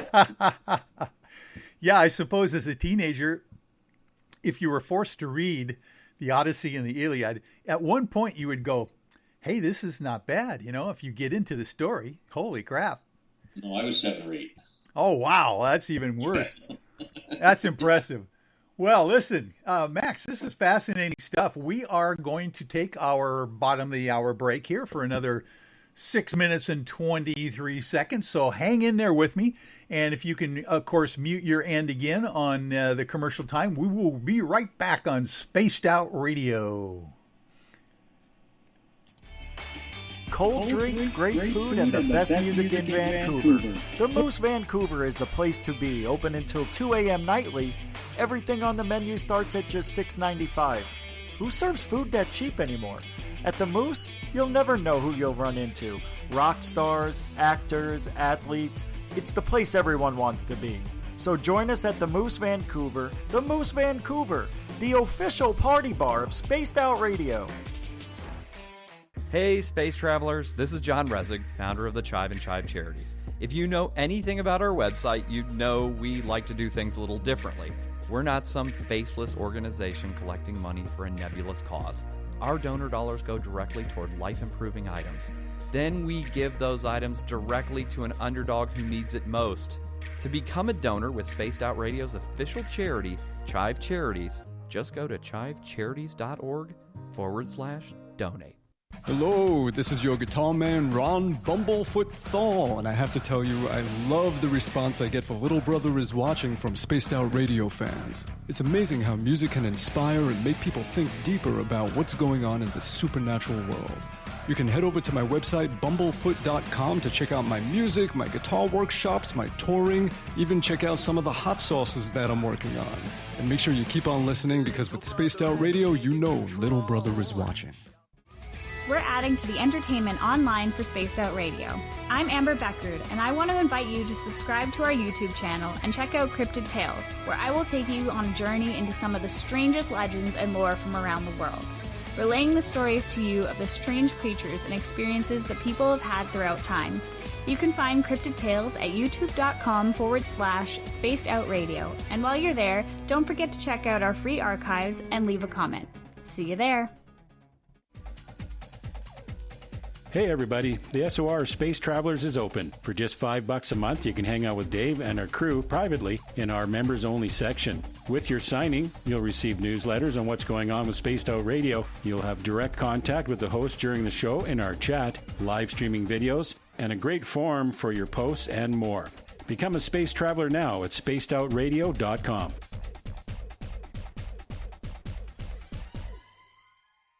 Looking for something new to push your limits? Look Beyond the Spectrum, a new docuseries featuring some of the best researchers in the world when it comes to everything from UFOs, government cover-ups, and strange humanoids. Truth seekers Stephen Bassett, Jeff Meldrum, Jack Kasher, and Stanton Friedman, among others, all chip in to bring their knowledge to you. Beyond the Spectrum can be found on Amazon as well as Tubi TV. Tell us what you think on our Amazon page. Are you looking for great advertising value for your company? Look no further than Spaced Out Radio. We have a multitude of places to get your name out there, including commercial ads during the show, special promotions, and banners on our website. Our audience is proven to support the companies that support our show. We can make your budget work for you. So for more information, please contact us at sales@spacedoutradio.com. At spacedoutradio.com, we are keeping you up to date on all the news with the SOR Newswire. Captain Shirk leads the team that is bringing you the news of the day and exclusive stories on everything paranormal and supernatural. It's free to read, it's updated daily, and it's right there for you. The SOR Newswire is a one-stop shop for the news of the day. Check it out at spacedoutradio.com today.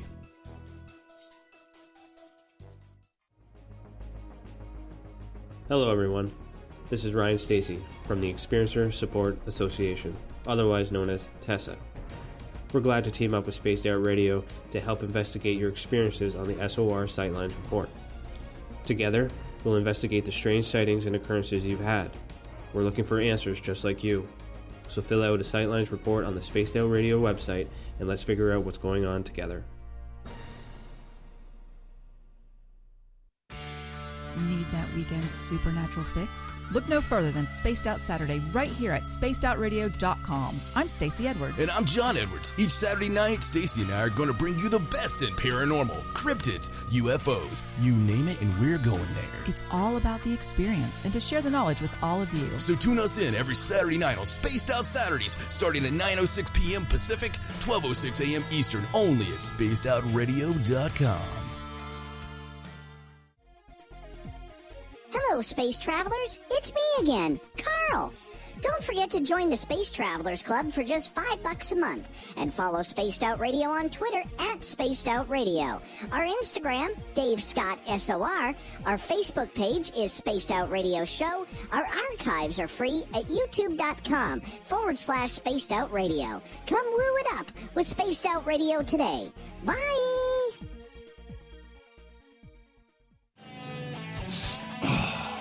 I'm feeling a little spicy tonight. What to do?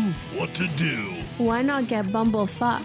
4 million Scoville units of pure hard rock. Bumblefoot hot sauces come in 3 flavors. The burning bumble. Tone it down a bit with Bumblicious and throw the sauce on everything. Spice it up.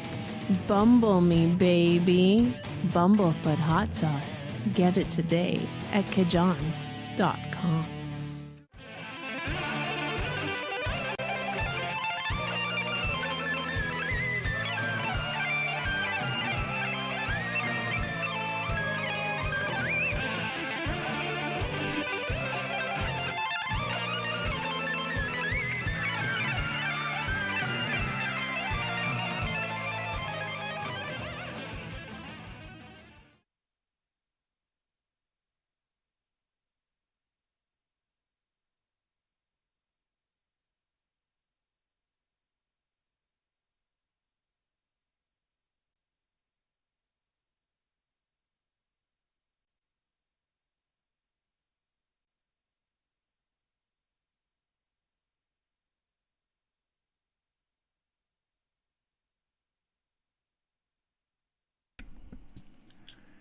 And we are back, folks.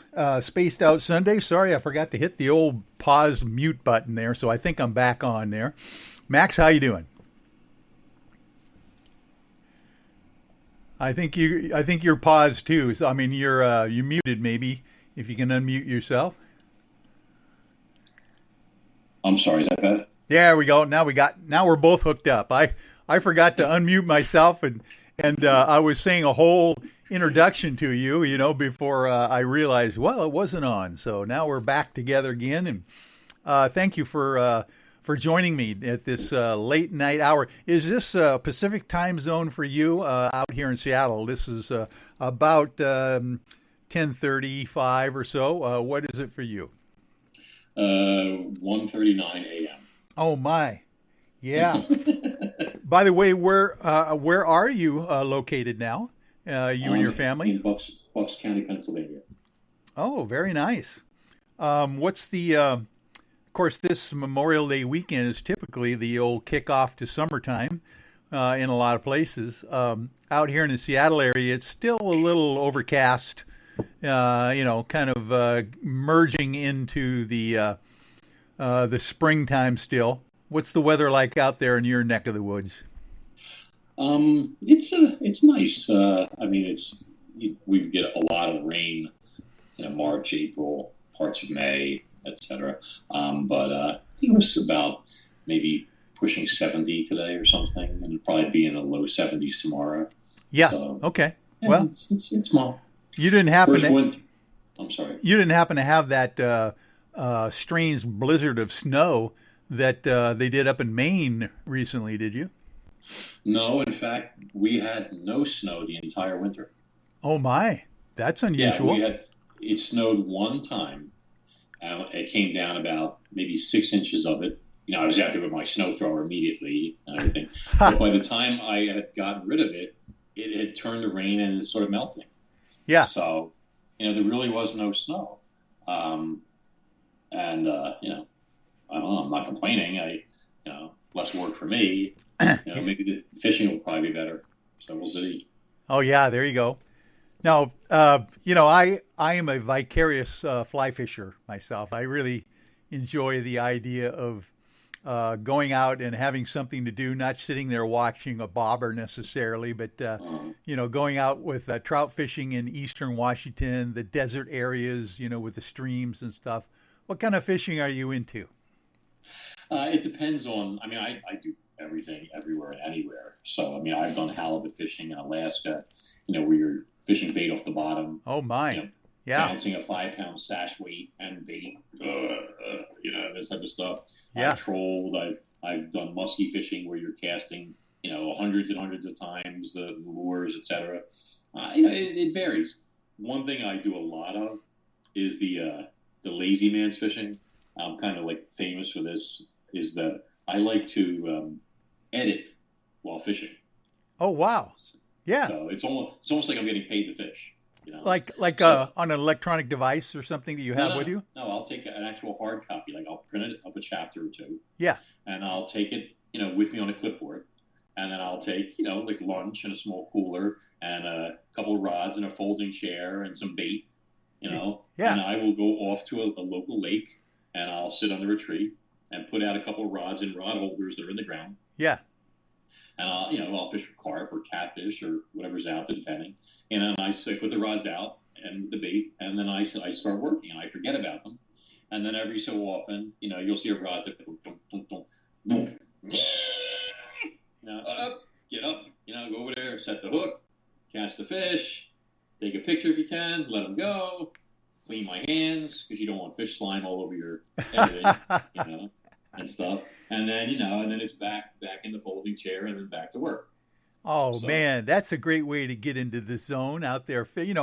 Fishing has always been that way for me as well. Just, getting in a zone as well. And to combine the two like that, that's fascinating. Yeah, it does. And you never know. Sometimes you catch some crazy, bizarre, huge, unexpected things, Yeah. Or you get harassed by some lunatic who's trying to induct you into their religious cult and who just won't take no for an answer until you have to basically threaten to wring his neck and make him go away. Yeah. Not that ever happened. There's always those distractions that happen to any writer, out there for sure. And that's what, like I was pointing out earlier, the stick-to-itiveness that authors have to literally train yourself to get into a consciousness zone, which is intuitive, because those things are kind of fleeting in many cases.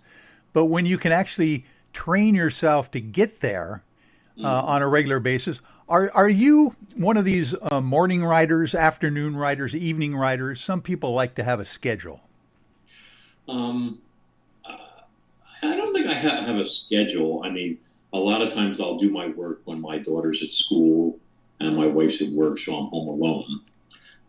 For me, I middle of the day, afternoon, unless I'm by a lake, or something like that. But it varies and it depends on what stage of the book I'm in. But for me, the most important thing is I need isolation and I need quiet. Yeah. It's like I went originally to an art college, and I majored in film and animation, and I can draw and I can paint and I can sculpt and I can do all these things with these hands.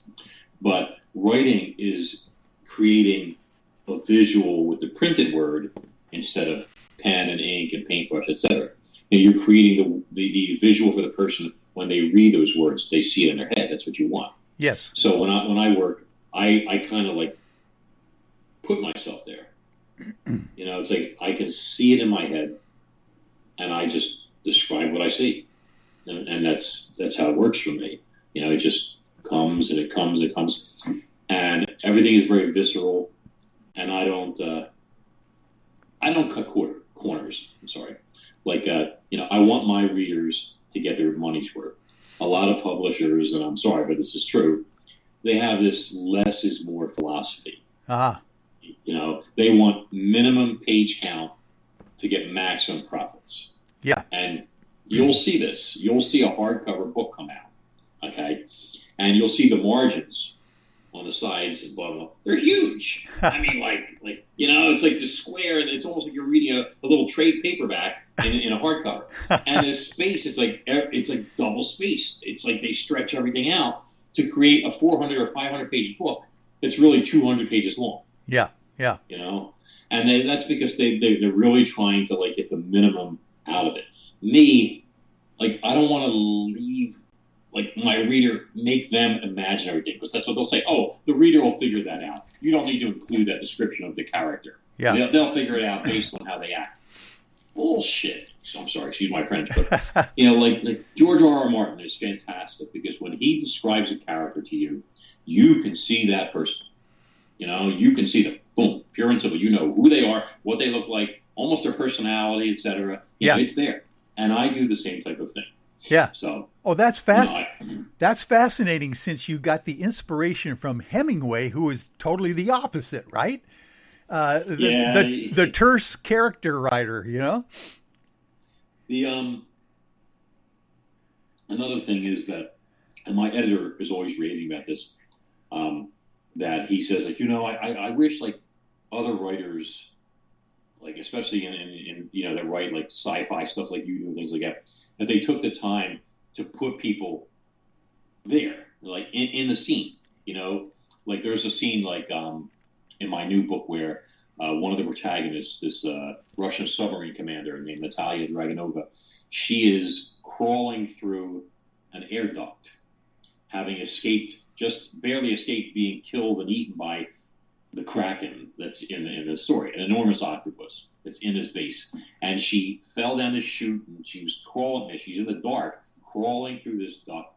And I pride myself on bringing it to life for people. The darkness, the sweatiness, the feel of the metal, the tin under your forearms, her injuries, the cobwebs getting on her face, knowing that she just ate a spider or something. Yeah. The pools of sweat that collect in her lower back. Everything. Oh, my. It's you're there. You're that character. You can feel what she feels, smell what she smells, taste what she tastes. And people deserve that. People. If you spend money on a book, books are not always cheap. You want to get your money's worth. I don't want to give people just a large story. I want them to have the quality so that when they read it, they're like, man, wow, this was really great. I really felt like I was there. Even if it's the monster. People will say all the time how, because I do things from the predator's point of view too. Yeah. You actually, it's one thing to put yourself in the persona of a person, but if you can also put yourself in the persona of an enormous marine reptile, or a whale, or a shark, or a giant octopus that wants revenge because her brood was killed, exterminated by people, like her babies. Yeah. You want to put yourself, and each one has to be different. You can't have the marine reptile can't think like the octopus and vice versa, et cetera. Right. So if you can do that, where you can really bring those creatures to life, and you can see things through them as if you're them also, then it makes the whole interaction, let's say, and clashes, et cetera, that much more memorable for the person, because they're more vested in each character and in the story, even in the monster. Yeah. Do you consider yourself quite intuitive compared to most other folks? The idea being that when you meet people, you analyze them and kind of have an empathy to their situation more than maybe most people? I'm empathic by nature, so that sort of comes to the term. I don't know if it's my background as an artist or if I was always like that, but I will say this: when I worked in the fitness industry for many years before I became a writer full time. It was I went to an art college. I worked in animation. It was like being the starving artist, and I hated it. And then I was trying to, what am I going to do with this thing? Eventually I ended up creating a fitness product. I was actually on QVC, believe it or not, with a fitness product. Oh, cool. Yes, I had a patented product. I get to hang out with Corey Everson, who was 6-time Miss Olympia, when I was on QVC and stuff. Wow. But, and so while this was all going on, I was also working in the fitness industry, and I was meeting lots of people, and I was doing a lot of interacting with people that would want to come into the gyms and would want to join. And I estimate that over a period of almost 20 years, I sat down with 50,000 people. Oh, my. 50,000 people. Yeah. And interviewed 50,000 people and had to play mental chess with all those people to convince them to join the gym, to like me, all this other stuff. Yeah. And so and the lion's share of them did. And I became very good at, picking up vibes on people and how their voice worked and their inflections and everything and anything. So, yeah, when I meet people and I spend time with them and stuff, I can pin them out real quick in terms of, what's going on in their head, what are they up to, where are they at, Yeah. It's not like you do it consciously. It just becomes like it served me well. Let's put it that way. Oh, well, you've got to be a people kind of person to be able to deal with all those kinds of personalities, their motivations and everything. And also then you're selling a product and a service, the whole thing as well.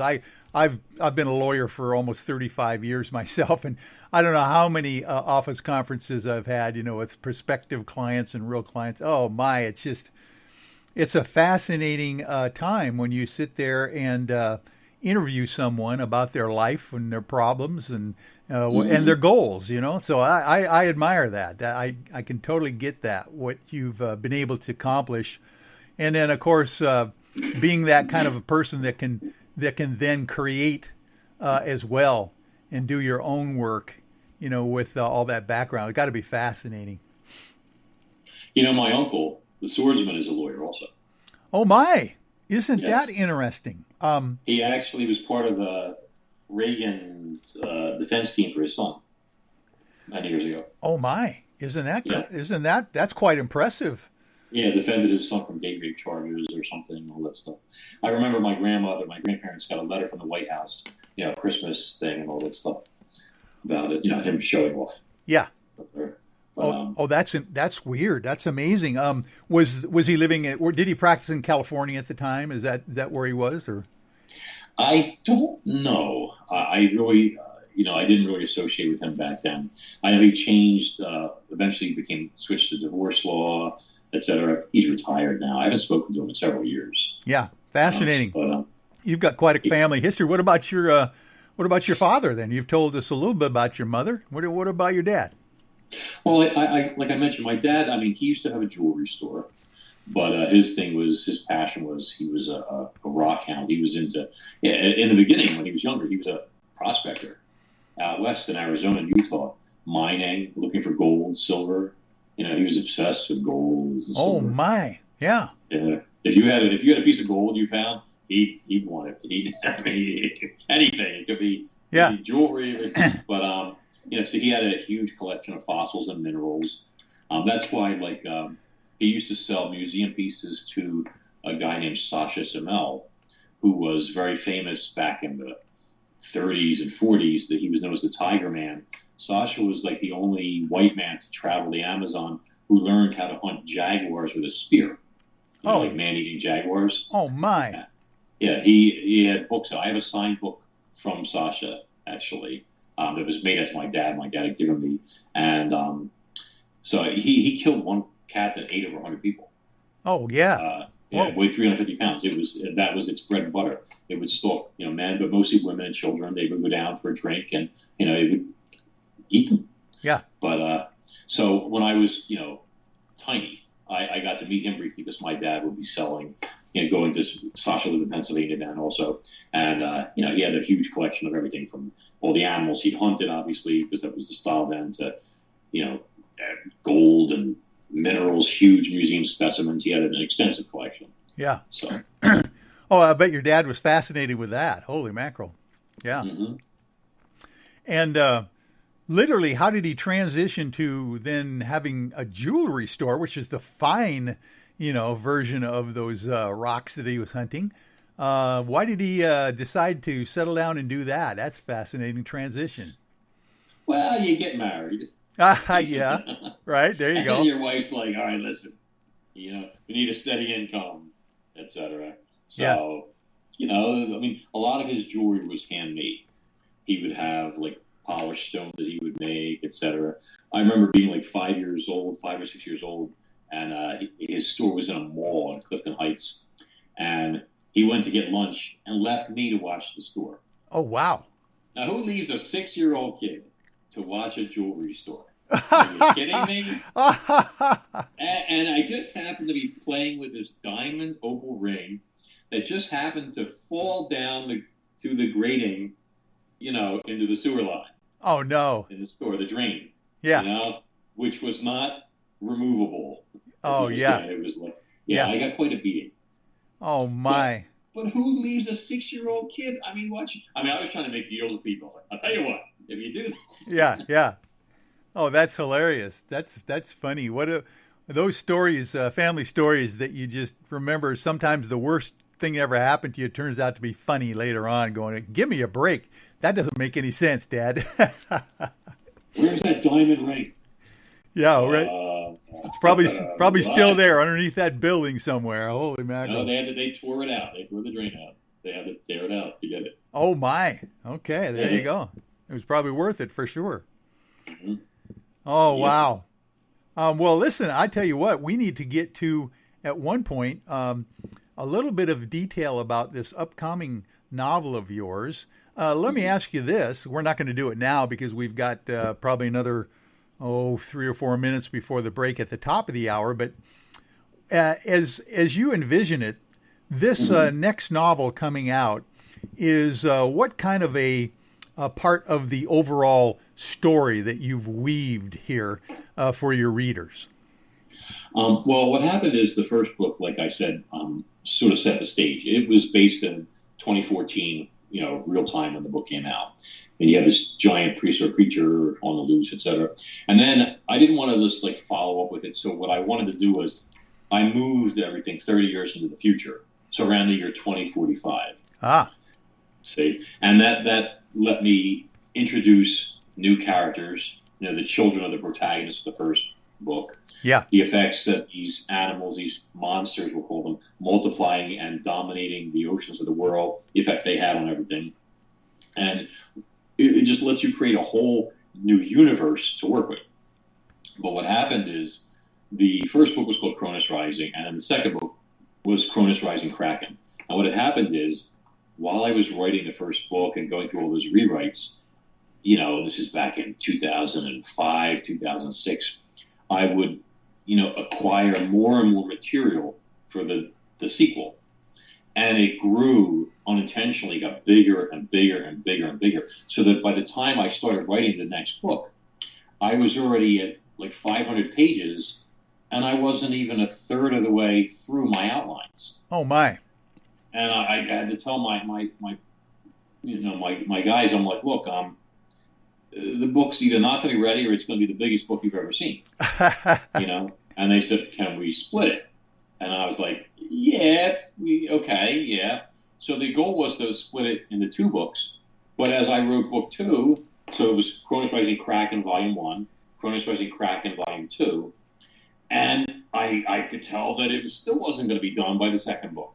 So it was necessary to put 3 huge books out to cover this one story. Oh, I love it. I love it. And with that, we're going to take a break right now to go for our commercial break at the top of the hour. And then we're going to get in on the final hour of the details here of what we're talking about for the brand new novel coming out. This is fascinating stuff. So thank you for hanging in there with us, folks. We will be right back on Spaced Out Radio. Hey, Space Travelers. This is John Resig, founder of the Chive and Chive Charities. If you know anything about our website, you'd know we like to do things a little differently. We're not some faceless organization collecting money for a nebulous cause. Our donor dollars go directly toward life-improving items. Then we give those items directly to an underdog who needs it most. To become a donor with Spaced Out Radio's official charity, Chive Charities, just go to chivecharities.org/donate. Are you an experiencer of something strange that can't be explained? Do you want help finding out what's going on? I'm Ryan Stacy, head of the Experiencer Support Association, otherwise known as TESSA. We've teamed up with Spaced Out Radio to investigate cases filled out in the SOR Sightlines report. We are independent and there's no cost to what we do. All we need is your experience. Let's find out what's happening together on the SOR Sightlines report. We are scouring the world for the most intriguing stories of your day. Take the time to read up on the SOR Newswire, where our team, led by Captain Shirk, will deliver to you some of the best paranormal and supernatural news, along with some stories that will blow your mind from the weird to the wacky. It's the news outside the news that piques interest, and that's what we're looking to deliver to you. The SOR Newswire, only at spacedoutradio.com. Hi there, this is Dave Scott, and I'm bringing you the Woo every Monday through Friday on Spaced Out Radio. I'm going all out to bring you the strangest, oddest stories and subjects I could find for your entertainment. Why?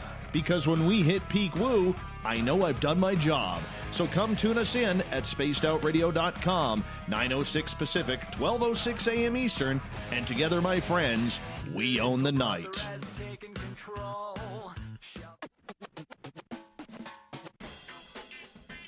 The SOR Vault is open for business, and do we have some cool swag for you to pick up? All you have to do is head over to our website and click on the SOR Vault. You have a variety of cool logos to choose from, and put them on anything you want. T-shirts, hoodies, hats, coffee mugs, you name it, we can get it to you. So do your shopping by supporting the store you love. Get your Spaced Out Radio swag at the SOR Vault today.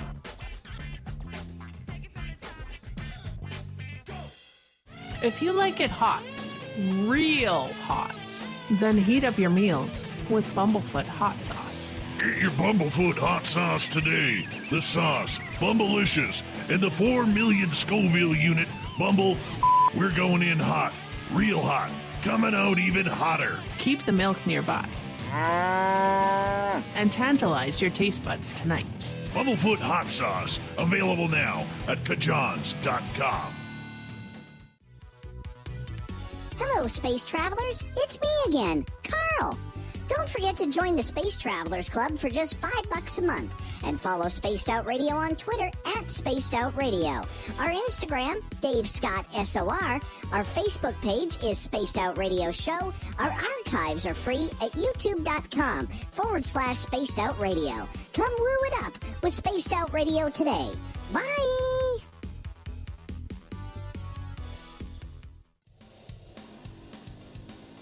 We all know on Spaced Out Radio we love a good beard and mustache, so why not take care of your facial hair with Mighty Moose Beard Oil?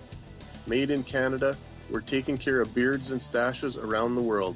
We use 100% natural ingredients with our oils and balms to make your whiskers feel silky smooth. Use promo code SOR2019 at MightyMooseBeard.com today.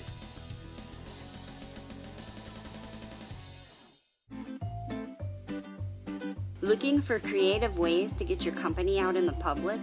How about advertising on Spaced Out Radio? Our sales department is waiting to hear from you, and we can work around any budget. From commercial spots to banners to special promotions, there are many opportunities to get your name and product out to our SOR listeners. For a price guide and more information, please contact us at sales@spacedoutradio.com. Get your horns up with me on Spaced Out Radio. This is Ron Bumblefoot Thal. Come tune in to SOR where you can hear me rock out with Little Brother is Watching, the official theme song of Spaced Out Radio. And then come on over to bumblefoot.com where you can find out about my tour schedule, my music, and everything else. Bumblefoot.com keeps you up to date on what I'm doing and the best way to stay in touch with my music and music camps. Sign up for my newsletter at bumblefoot.com and remember, Little Brother is Watching. Hi, this is Amber Beckrud, and I want to invite you to subscribe to our YouTube channel where we store all of the SOR show archives for free. And as an added bonus, every 2 weeks I'm posting brand new content on Cryptid Tales, where I will get into some of the spookier legends and folklore from around the world and tell the stories that go with them. Find us at youtube.com/Spaced Out Radio and check out Cryptid Tales today. Drop a comment and let me know what you want to hear. See you there. For the price of 1 cup of coffee a month, you can become an SOR Space Traveler. The Space Travelers Club is a place where you can interact with other listeners, either live during the show or on our great forum. We want your stories, pictures, comments, and ideas. You'll get live video streams, exclusive content, and be a part of our newsletter. Stay in touch with everything SOR. The Space Travelers Club is just $5 a month at spacedoutradio.com.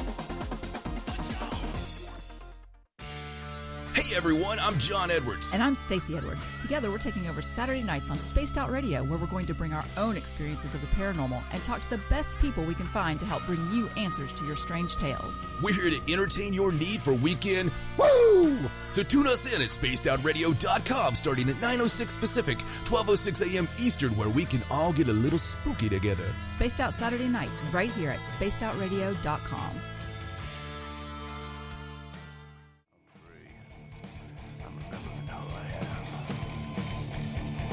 My hands can feel good. I'm free. I'm remembering who I am. My hands can feel good. I'm free. I'm remembering who I am. My hands can feel good. I'm free. Well, welcome back to the third and final hour, ladies and gentlemen, of the Spaced Out Sunday. I'm your host, Michael W. Hall. Thank you for being with us. We welcome back everyone listening in on our terrestrial affiliates, WQEE 99.1 FM in Noonan, Georgia, and UPRN 107.7 FM in New Orleans. On the digital side, we are also on Revolution Radio. And don't forget, you can always check out our archives for free at any time at youtube.com/Spaced Out Radio. Just do us all a favor and hit that subscribe button. Our website is spacedoutradio.com, where we have a plethora of things for you to check out. We've got rocking out with some Bumblefoot. We've got shopping at our Spaced Out Radio store and catching up on the SOR Newswire and so much more. And we are now into our final hour here with a fascinating author, the Prince of Paleo-Fiction. I love that title. And Cronus Rising book series, Max Hawthorne. Max, thank you for being with me all night tonight on this glorious Memorial Day weekend. It's an honor and a privilege. By the way, are you having any, I mean, I know this is like a strange new normal here for our holidays, you know, starting a summertime after Memorial Day is kind of the time when you get out, maybe do those fishing trips, you know, start the summertime schedule. What's it going to be looking like for you here as we emerge from this lockdown? Well, I guess I got to see if my guy has time to de-winterize the boat, since that would have normally been done 2 months ago. But hoping, I mean, I might actually take my little girl fishing tomorrow for the first time. Oh, so. What a great idea for Memorial Day. How old is your little girl? She just turned 11. Oh, and, wonderful! Just getting into the challenging era. I raised 3 daughters. I can tell you that. Holy mackerel! Yeah, that's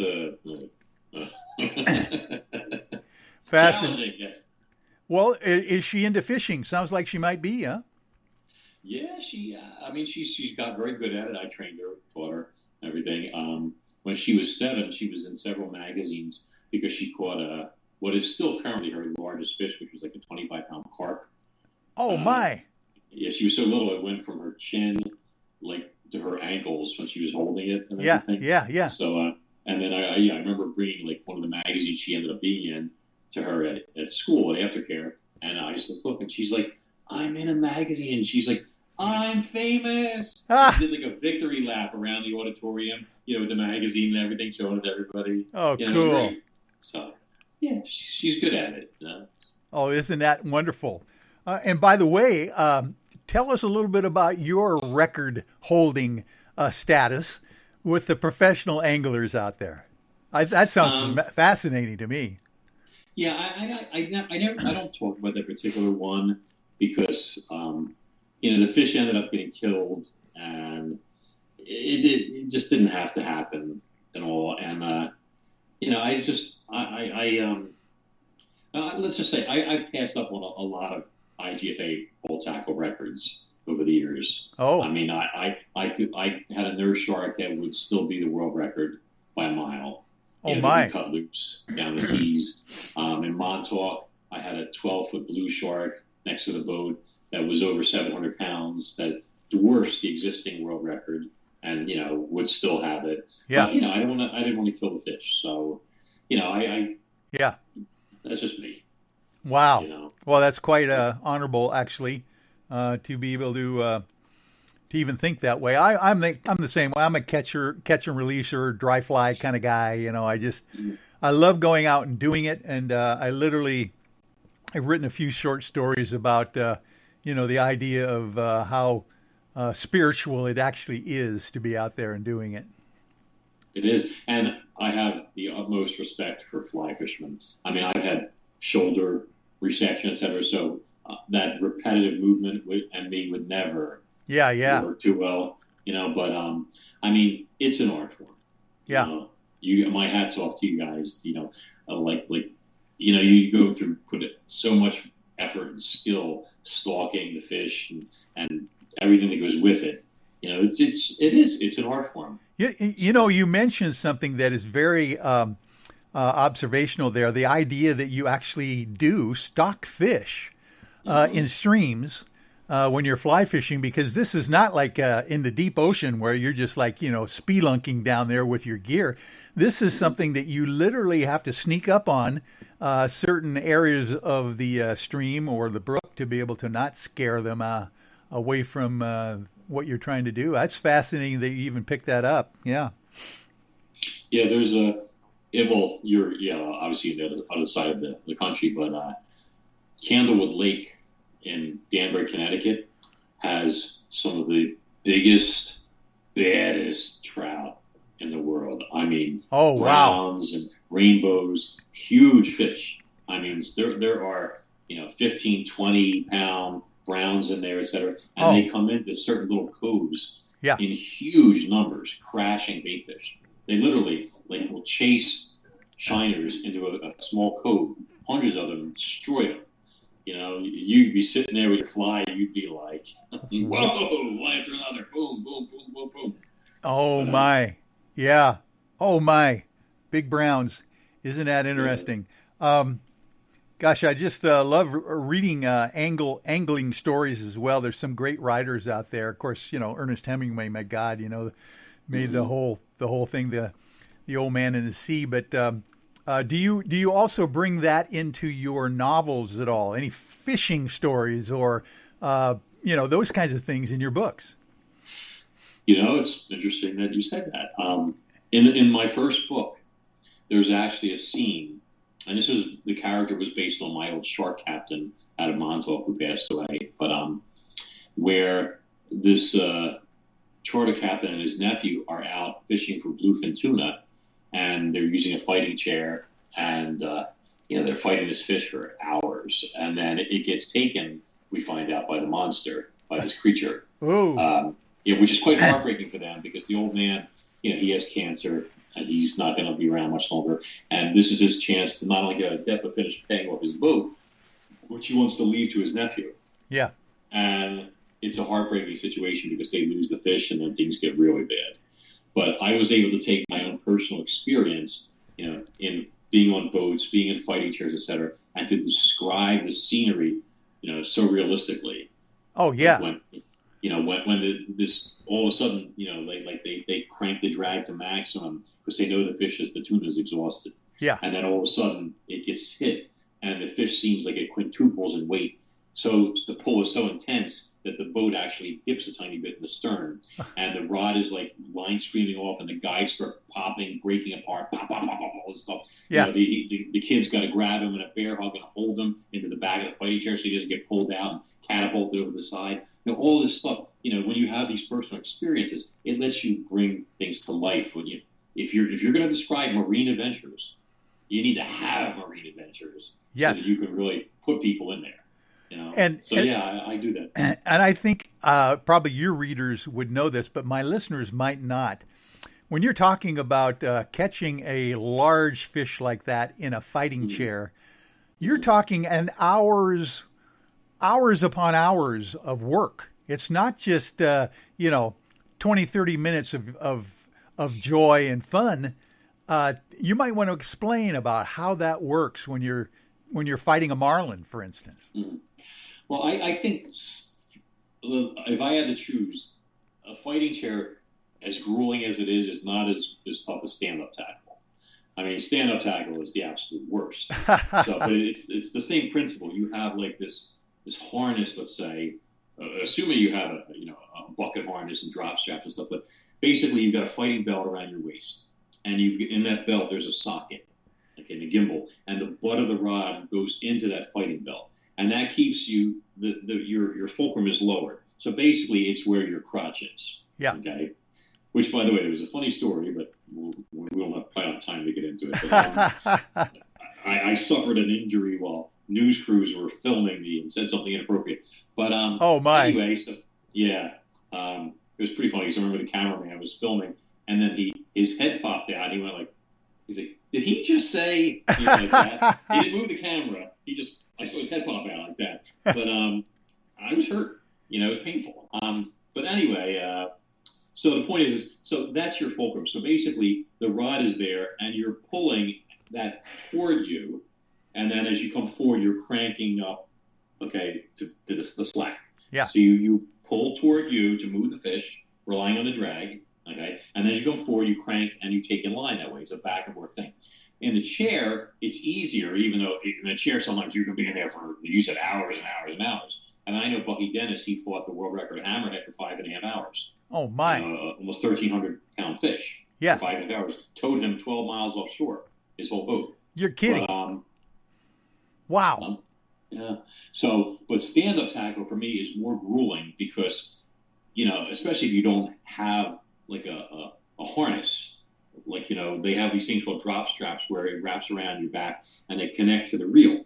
And that lets your grip rest. See, when you're holding onto a rod, it's a very heavy line. Yeah. And it's a lot of strain. And if you don't have those straps and it's just you've got the rod here and you're the only connection point there and it's down, it's in the belt, your arms are going to die.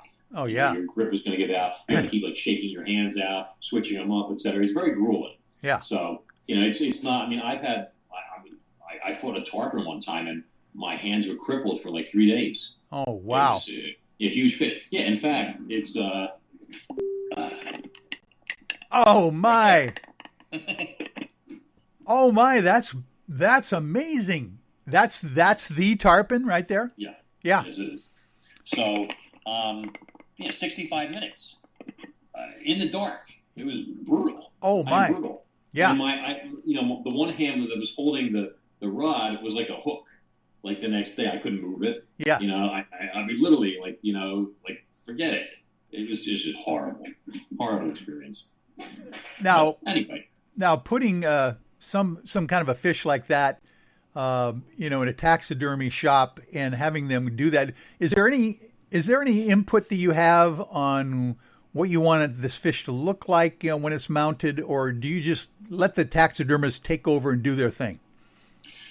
Well, usually you tell them, and you can do release mounts are more popular now, where they'll mold your fish. Ah. So, skin mounts are not horrible, but they really don't last. It's the actual skin of the fish put over a mold and then painted to look like it's alive. Yeah. It's better to have if you're going to sacrifice the fish, to have them mold it and cast the exact fish and then paint to match or something like that so that it lasts. But you can usually pick the pose that you want. The colors you want it to match. So the photographs, is important in terms of that type of thing. But my tarpon thing was a nightmare because the first time it was done, these guys were horrible, and they gave it eyes like Cookie Monster. I'm not kidding. From Sesame Street, you ever see this thing? It was like the eyes were red. I'm like, that's not what a tarpon's eyes look like, So then, I ended up my usual taxidermist, who's out of New Jersey. His name is George Dante, and he's a many-time national champ. He does pieces now for all the big museums out there, like the Museum of Natural History in New York. He redid their Hall of Marine Life. Oh, wow. Everything. Yeah. He can do anything. I mean, a bear, a goat, a snake, but he's a master craftsman. And George actually did that fish. I had to go back to him and apologize for not hiring him in the first place because I was trying to be cheap. I mean, frugal. Yeah. Frugal. Yeah. Because, it's expensive. And it ended up blowing up my face, and I had to go crawling back and confess my sins and pay through the nose. Oh my! Well, he resurrected that fish amazingly well. It sounds like, because it looked beautiful. He does some great work. There's I mean, George is so busy now; it's almost impossible. He also did this striped bass. If I pull this off, next to it. Oh yeah. Going a long way. Yeah, that striper was from Montauk. Oh, nice. And then my new guy, Mike, did this beautiful black drum. Here. Wow. That's very nice. Oh, my. Those are... Mike Posey is his name. And I went and just trashed my camera. Let's see. Yeah, you're there. You're there. That's what a great study you've got. I love that. I would imagine there's plenty of other cool things around your office that have the ambiance of an author. I love that, you know.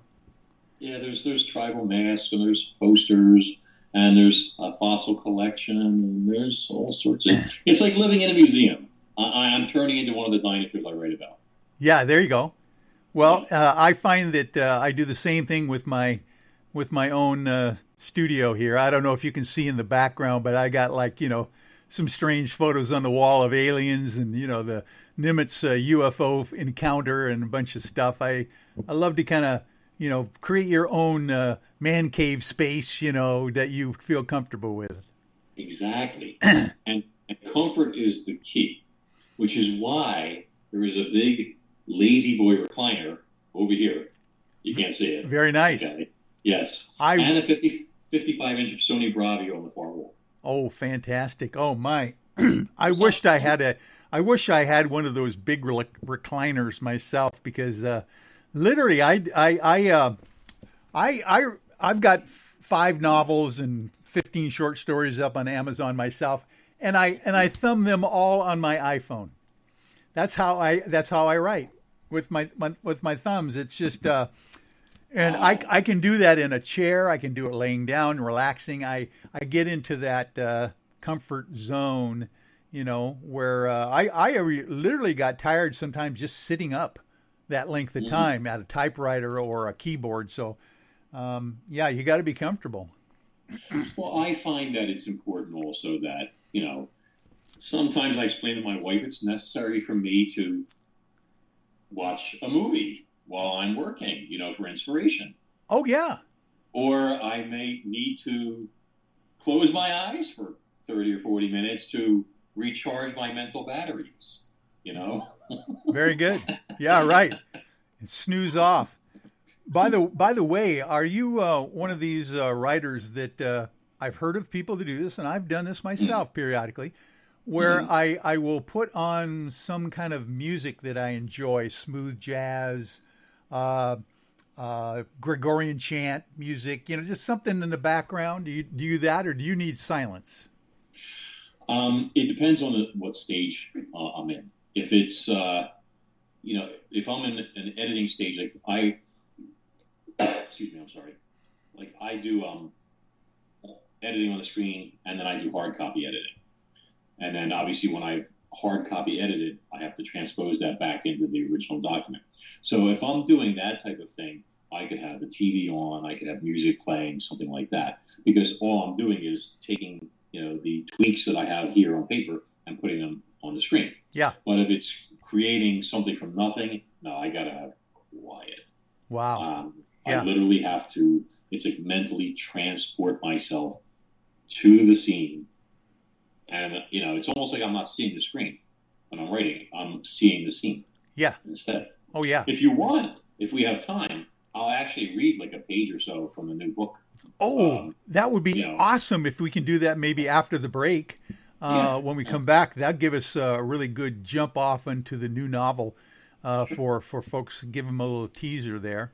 I'm assuming that it'll work if I put a Word document up. Yeah, I would think so. Or you can just read it out loud. Either way, Well, no, I'll read it out loud. But I'm saying is like, let me just do this. So if I do this right now, can you still see me? Yep, I can see you now. Okay, so that's perfect because I can actually read from a Word doc and not interfere with the broadcast. Oh, so, yeah. If Perfect. you want, definitely. I'll be happy to do that. Now, you mentioned something in your writing style that is very fascinating to me. And it seems to be old school.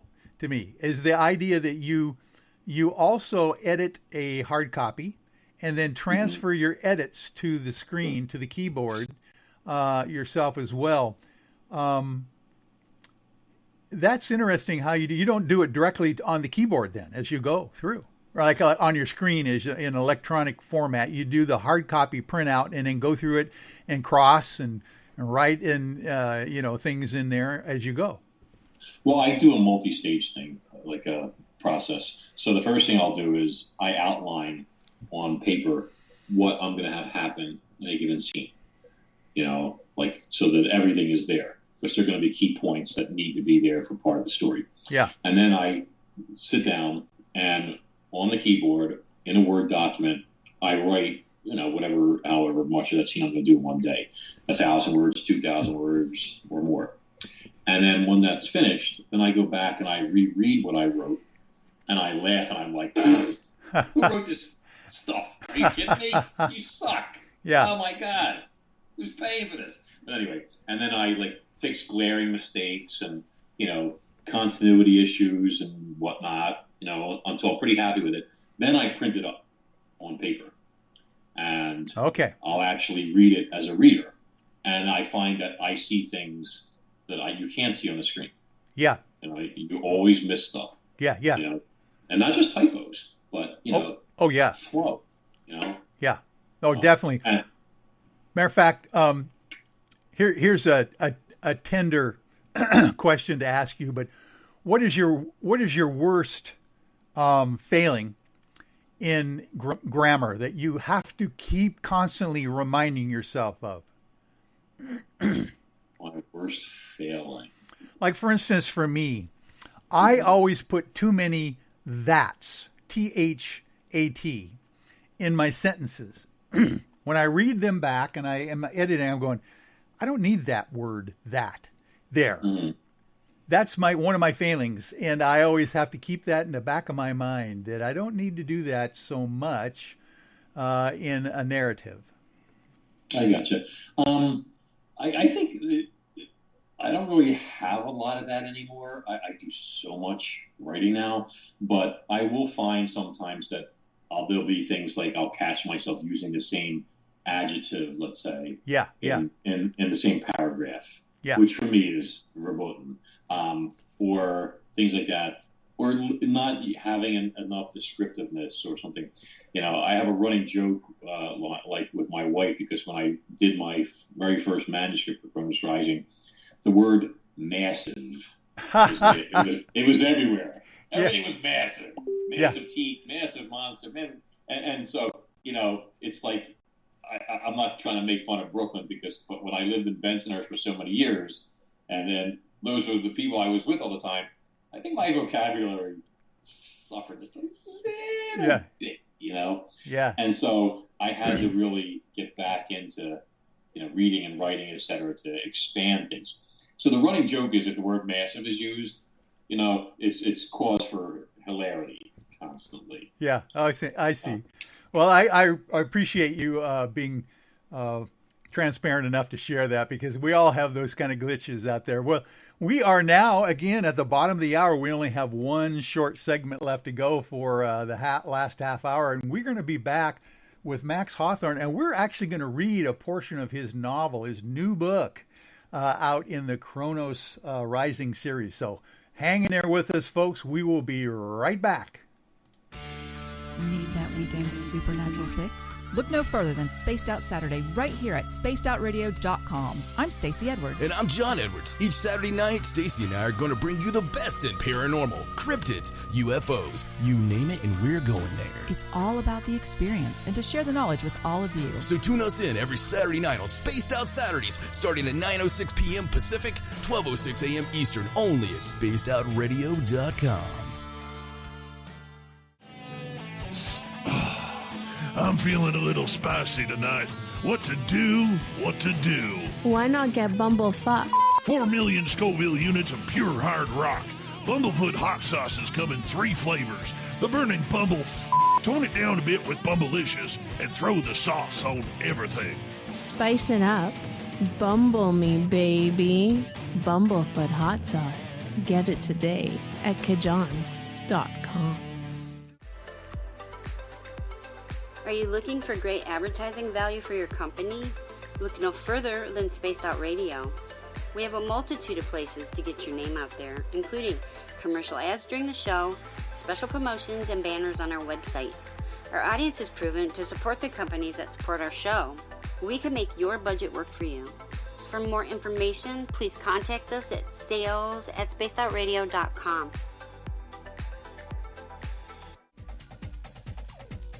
Hey everybody, the SOR Space Travelers is open. For just $5 a month, you can hang out with Dave and our crew privately in our members-only section. With your signing, you'll receive newsletters on what's going on with Spaced Out Radio. You'll have direct contact with the host during the show in our chat, live streaming videos, and a great forum for your posts and more. Become a space traveler now at spacedoutradio.com.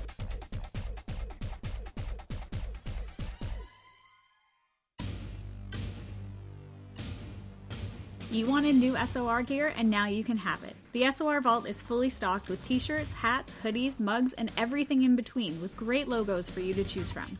So head on over to spacedoutradio.com, click on the SOR Vault, and go shopping. Pricing is quite affordable, and you can look good representing your favorite show. So go to our website and pick up your new SOR wear at the SOR Vault today. Are you addicted to the woo? Good. Me too. This is Dave Scott, and you can woo it up with me every Monday through Friday, starting at 9:06 Pacific, 12:06 a.m. Eastern, for 3 hours of great entertainment in the subjects you love. UFOs, ghosts, cryptids, intuition. Yes, we hit it all 5 days a week. Look for us at spacedoutradio.com, where together, my friends, we own the night. At spacedoutradio.com, we are keeping you up to date on all the news with the SOR Newswire. Captain Shirk leads the team that is bringing you the news of the day and exclusive stories on everything paranormal and supernatural. It's free to read, it's updated daily, and it's right there for you. The SOR Newswire is a one-stop shop for the news of the day. Check it out at spacedoutradio.com today.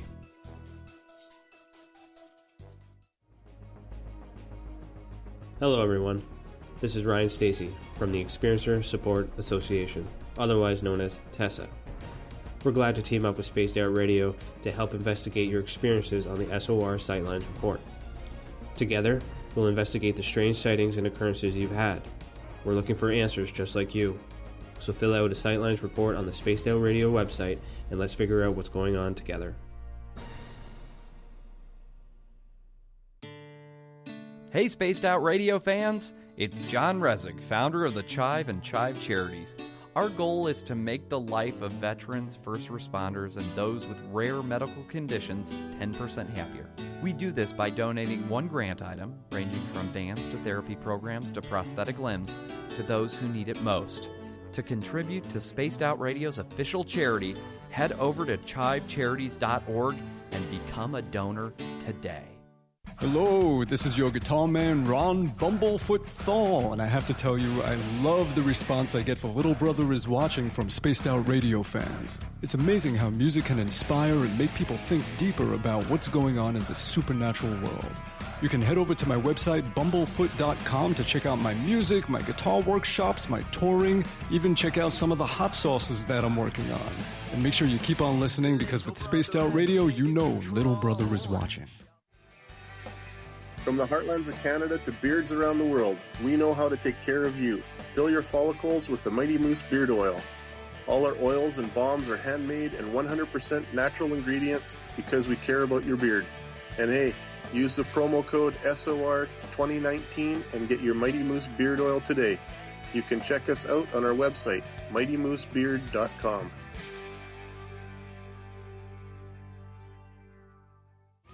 We're adding to the entertainment online for Spaced Out Radio. I'm Amber Beckard, and I want to invite you to subscribe to our YouTube channel and check out Cryptid Tales, where I will take you on a journey into some of the strangest legends and lore from around the world, relaying the stories to you of the strange creatures and experiences that people have had throughout time. You can find Cryptid Tales at youtube.com/spacedoutradio. And while you're there, don't forget to check out our free archives and leave a comment. See you there.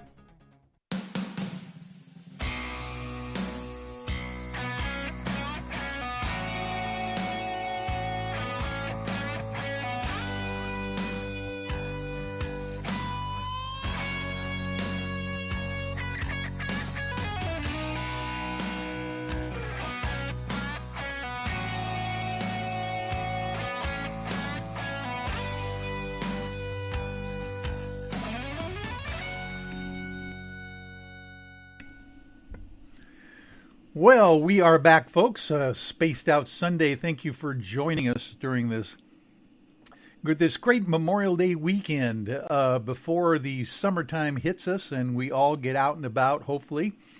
Maybe after this lockdown is being lifted here and people can get back to a semi-new normal. But, Max, I've got to compliment you here for being a fantastic interviewer, by the way. I mean, the idea that an author can also be a good speaker and a good interviewer doesn't necessarily go together. I mean, obviously, there are some people that are fantastic writers, but can't explain or carry on a conversation about their work. So you've got that ability, and I thank you for that. I'm very flattered. I'm just me. Yeah, and obviously you bring to the table of writing a lot more skills, I think, than some of the other writers that that we've known throughout history. I mean, you get a good author out there who might be a million bestseller on the New York Times list, and you see them on an interview show, and they're just like terrible, at explaining their stories and kind of relating to the audience. So it's always fun to find people who are multitaskers in life, able to do a little bit of everything. With giant fish on their walls. Yeah, that's right. With giant fish on the walls. I have a beautiful largemouth bass on my wall that's probably about 23 pounds. That literally, and you're going to love this story, an Ernest Hemingway story. My ex-grandfather-in-law, okay, let's kind of put it that way. He literally was Ernest Hemingway's fishing guide, dry fly fisher, fly fisher fishing guide in Ketchum, Idaho. Back in the, I guess this would have been the 40s. In the 50s, when Hollywood kind of discovered Idaho, with Sun Valley, Ketchum, Idaho, and a lot of the stars would go out, and there was legal gambling in those small clubs. And my grandfather-in-law had a small club called the Alpine Club in Ketchum, Idaho, and the Hollywood stars would come out, and Hemingway just loved the Alpine Club, would hang out at the potbelly stove, with the checkerboard on the barrel, and tell stories. And then the grandfather-in-law literally was a private pilot, had his own plane that he would take him out to these locations for fishing trips, him and his buddies, Howard Hawks, the director, and some of these guys back in the old days. And so his name was Ted, Grandpa Ted, literally belonged also to the Las Vegas Gun and Country Club and was a shotgun, aficionado back in those days out by Vegas as well. But he had a large mouth bass mounted on a beautiful wooden plaque that I still have on the wall in my bedroom. I just admire, that kind of idea where if you're going to kill the fish, you're going to either eat it or you're going to honor it, and that's what I've only got one, but that's my story with Ernest Hemingway and Grandpa Ted. You should send me a picture. I would love to see it. Oh, I will. It's kind of old and dusty, but I think the taxidermist did an awesome job. This would have been, back in probably the 60s at the latest, probably earlier than that, like the 50s when this thing was mounted. Mhm. Yeah, fascinating stuff. Well, my goodness, let's set the scene for this new and latest version of your Kronos Rising series, your new novel that's coming out here in July. Let's talk about that. Well, this is finally putting the finishing the trilogy, I guess you'd say, which is good because I understand how readers feel where they're not getting the full story. It's like you really get into something and you feel like it, even though there's a lot of character arcs and closure taking place, the whole story hasn't been told. Yeah. So it's almost like you're watching an episode in a TV series like Game of Thrones or something like that, and you're left hanging. So this closes up everything, ties up all loose ends, as they say, etc. Everybody has their, growth and their character arc goes through. Even the monsters have character arcs, believe it or not. Yeah. I mean, like it's awesome, but and it it's hard to get into it. But basically, at this point in the story, this submarine base gets attacked by this vengeful octopus, this enormous Octopus giganteus, which they actually believe exists in the deep waters of the ocean, and there is some evidence to back that up nowadays. Well, But what about that giant squid that was just caught recently, a couple weeks ago? I saw on YouTube or something. There was this huge. No, it was off of an oil derrick in the Gulf Coast. There was a giant squid that wrapped itself around the pylon of one of the oil rigs, and the monitoring system that they have down there caught this thing. It was just massive. I got to check that out. I mean, I know somebody personally who down off of Sanibel Island was on a 55-foot fishing boat, and him and his friend were sitting there, and all of a sudden a 30-foot section of tentacle came up to the surface. They didn't see what it was attached to, murky water, what, and the tentacle came over, and it ranged at the thickest part. It was 3 feet thick. Oh. Now think about that. 30 feet long. Yeah. And 3 feet thick. What they saw of it, it ranged from 2 to 3 feet in thickness, and it came over just below the surface, reached up. It started touching the side of their boat. They were drift fishing. And then it withdrew and it went back under, disappeared. And he was telling me this because he thought, and he said it was an octopus's tentacle. He saw it plain as day. He was only 20 feet away, suction cups, the color, everything like that, smooth. And he thought that all octopuses are like that. And I was like, no, all octopuses are not like that. Okay. Oh, my. And I told him something that scared him a little. I said, I'll tell you something else that people don't realize is that octopi have chemoreceptors, taste buds, effectively, in their suckers. Oh, my. Yeah. They could taste when they grab something. So this thing was enormous. I mean, he only saw part of the tentacle. It probably had tentacles twice that length at least. Yeah. And plus the mantle. I mean, the size of it. And he didn't seem like he was like, blowing smoke up my, But, and I told him, I said, this thing was tasting the side of your boat. Wow. To see if it was edible. An animal that size is big enough to attack a sleeping whale, and if it had thought it was a whale, it probably would have attacked the boat. Yeah. And, God forbid, said, oh, well, this isn't a lie, but wait, this squirming thing here looks pretty tasty, God forbid. Yeah. But, so in the story, there was this enormous, they call it the Kraken in the story, and it attacks the submarine base, and it starts forcing its way inside, and its goal is to avenge its brood. They have a midden, they have all these babies that were wiped out by the people in the previous novel. So it's there for revenge, and it wants to kill everyone and everything inside there just for that purpose. And you picked an antagonist monster that literally has the ability to think as well, right? I mean, I've heard that octopus are very intelligent beings. I would never eat one in a sushi place or anything else. I mean, they're emotional. They dream.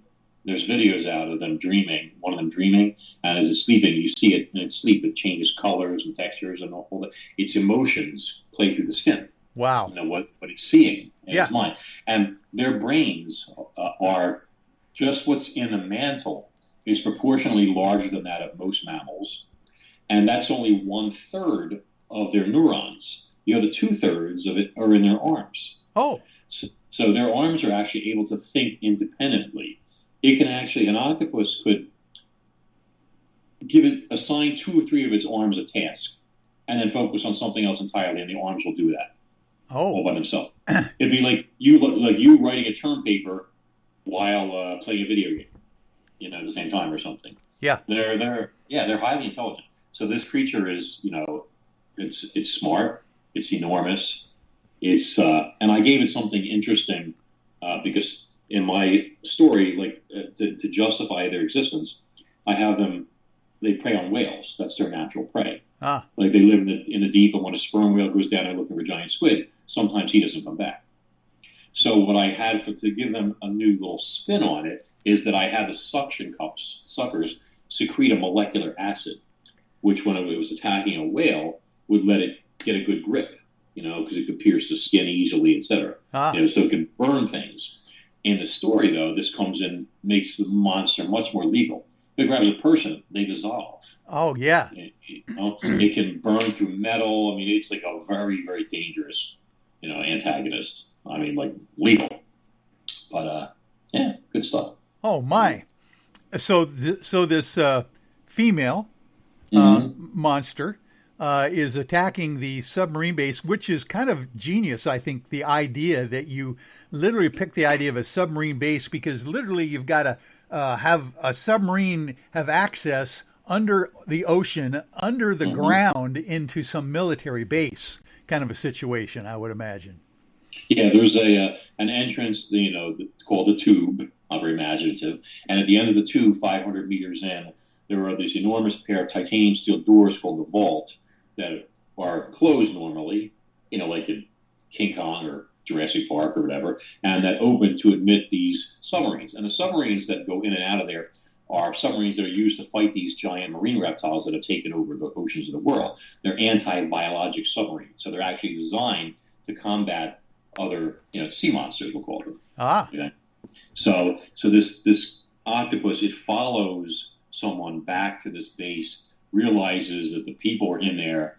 It goes into the tube, and then it attacks the vault to try and break its way inside to get in there and start, you know, exacting its revenge. So, yeah, if you want me to read like a page of the opening scene where it's actually attacking the vault, I could do that. This way, you know, we've set the stage and people kind of know what's going on. Let's do it. This is great. Okay. Oh, and the woman that I mentioned in the previously, Natalia Dragonova, is one of the submarine captains. Yeah. This is seen from her point of view, her perspective. Oh, yeah. So she's actually on the submarine docks when this attack is going on and all that. This isn't in the Soviet Union. This is a United States military base, or what? Yes. Yeah. She's not. This isn't 2045. She's an American citizen. Got it. She just happens to be Russian by ancestry. Yeah. And she does have a Russian accent, which lots of men find attractive for some reason. I don't know why. Anyway, she's an Amazon, this girl. I'll she bet. really is. But she's quite a character. Yeah, if she was to die in the series, I would have to leave town and change my name because my readers would lynch me. I'll bet. Let's see. So I need this one right here. Now, you can still see me, right? Oh, yeah. We got you. Okay, cool. I'm not sure which chapter this is, but I'm just going to read this one part. It's just a page, but I'm not much of a narrator, but I'll do the best I can. Oh, take your time. Take your time. Thank you. I hear this guy's a great writer, so this should be good. Yeah. Oh, God, my wife, I don't know how she puts up with me. All right. The devil had come home to Tartarus. 75 yards from the vault's partially submerged entrance, Natalia Dragonova watched with these disbelieving eyes as the octopus giganteus continued its frenzied assault. The sounds of straining metal and the shrill cry of klaxons repeatedly rent the air, and she grimaced and clamped her hands over her ears.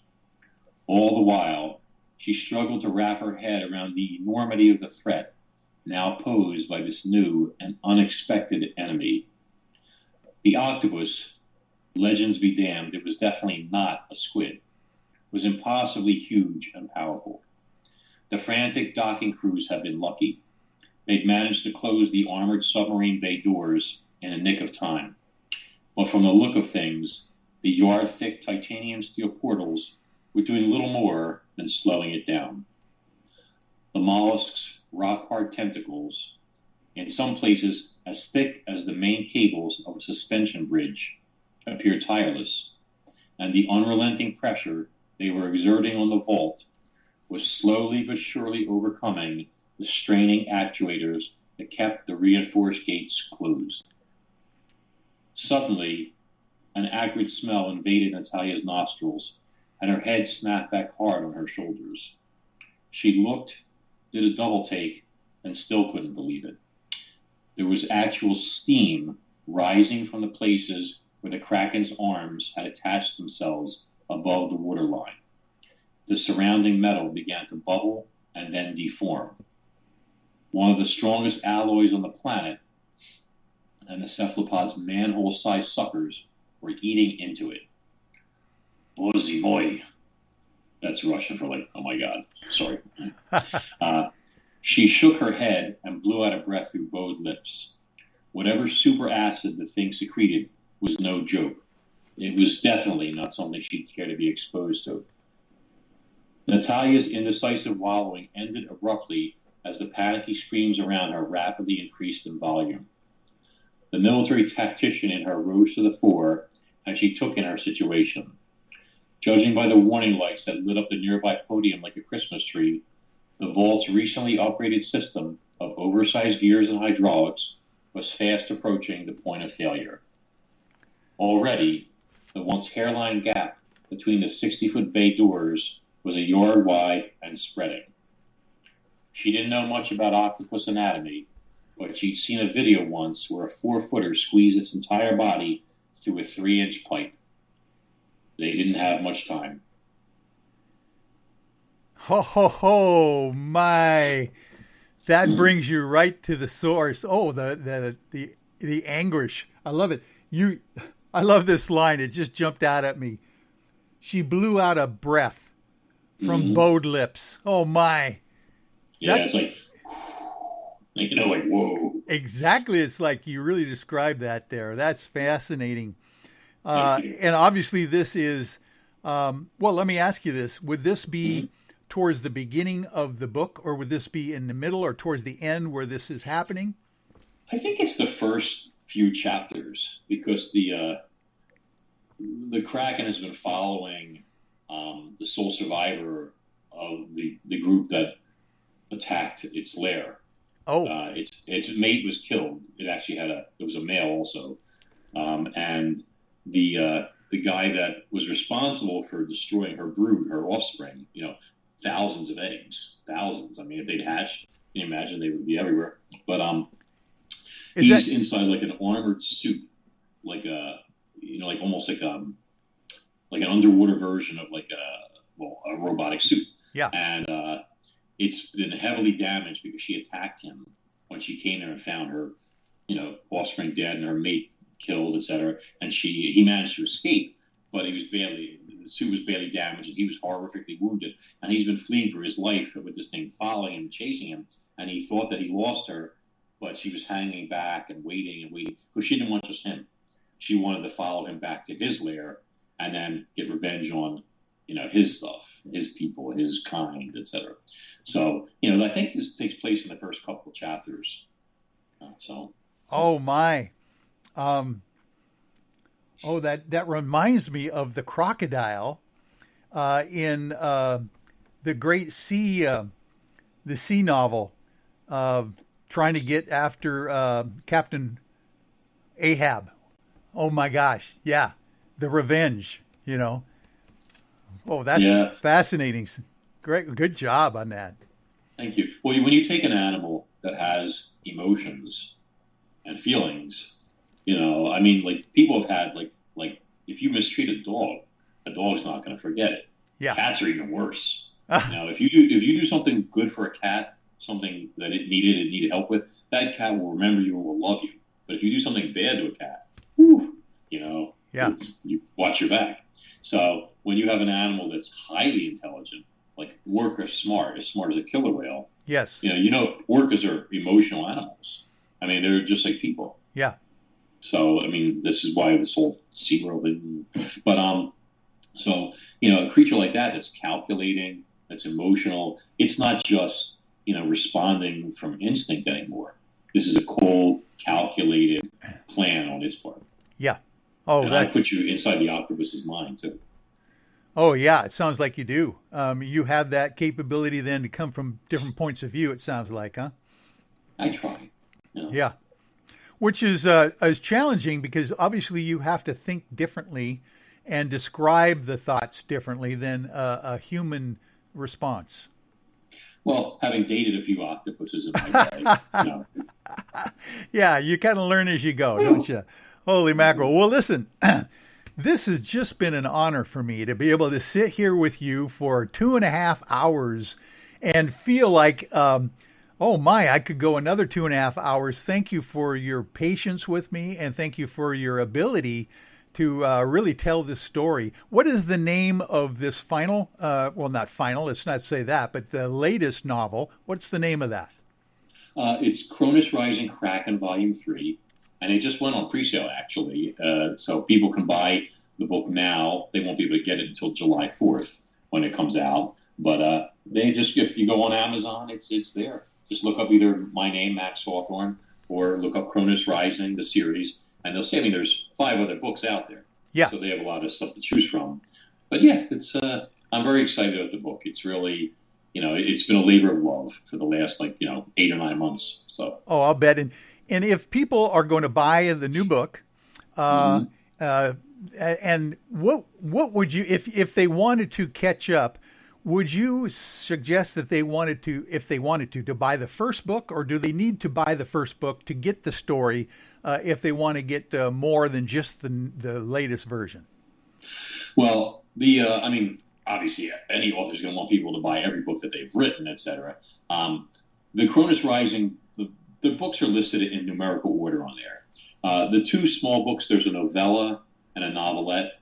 Those are almost like supplemental stuff. Those aren't necessary. Okay. But if you're into the series, you're going to want them, because one's sort of like a big prologue for everything, and then the other one takes place between book 1 and book 2, like that 30-year gap kind of fills in the blanks. Yeah. But if you're going to read the Kraken books, you really need to at least buy Cronus Rising Kraken 1 and 2 and read those, because you're missing out on the story. Yeah. It's all part of the story. So you really want to have all that. If you want to have the most emotional investment in everything, then I would also read Cronus Rising first, because Jake is in these books, the Kraken books, as well as his children. His wife is referenced. The heroes in the first book carry through with their descendants.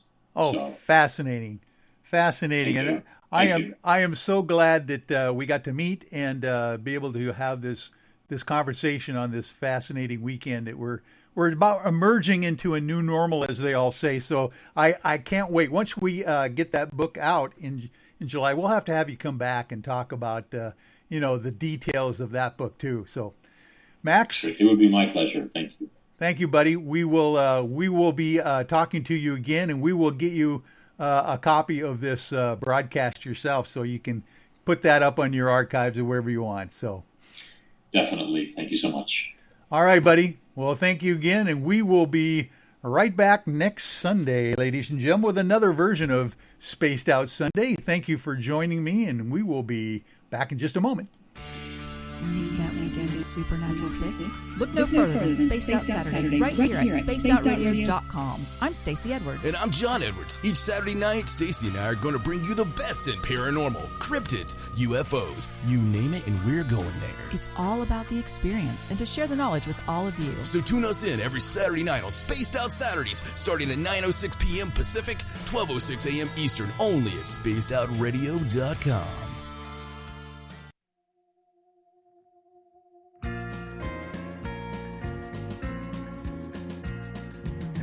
Was a man who had some land in eastern Washington. And on his land, this man, he had a deep dark hole upon. People came from miles around to throw their trash down in, to see how deep the hole was, and listen for its end. Then one day, that fateful day, they forced Mel off his land. They paid him off and sent him off down under with a plan. They hid Mel's hole and covered it up so ne'er it could be found, so no one would ever know what's deep down in Mel's ground. Yippee-yi-yay, yippee-yi-oh. There's no bottom to Mel's hole. So if you chance to find yourself in... I want to remind everyone that Mr. Ron Bumblefoot Thal is the official music of Spaced Out Radio, rocking us in and out of every single show. And you can find more about him and his music at bumblefoot.com. A special thanks to everyone listening in at home, in your cars, at work, and in the chat rooms, and wherever you are around the world. Remember, this show is currently copyrighted by Spaced Out Radio and SOR Media Ventures Limited. Thanks for sharing your evening with us tonight, folks, because we own the night. That's right. Good night, everyone. We'll talk to you next Sunday.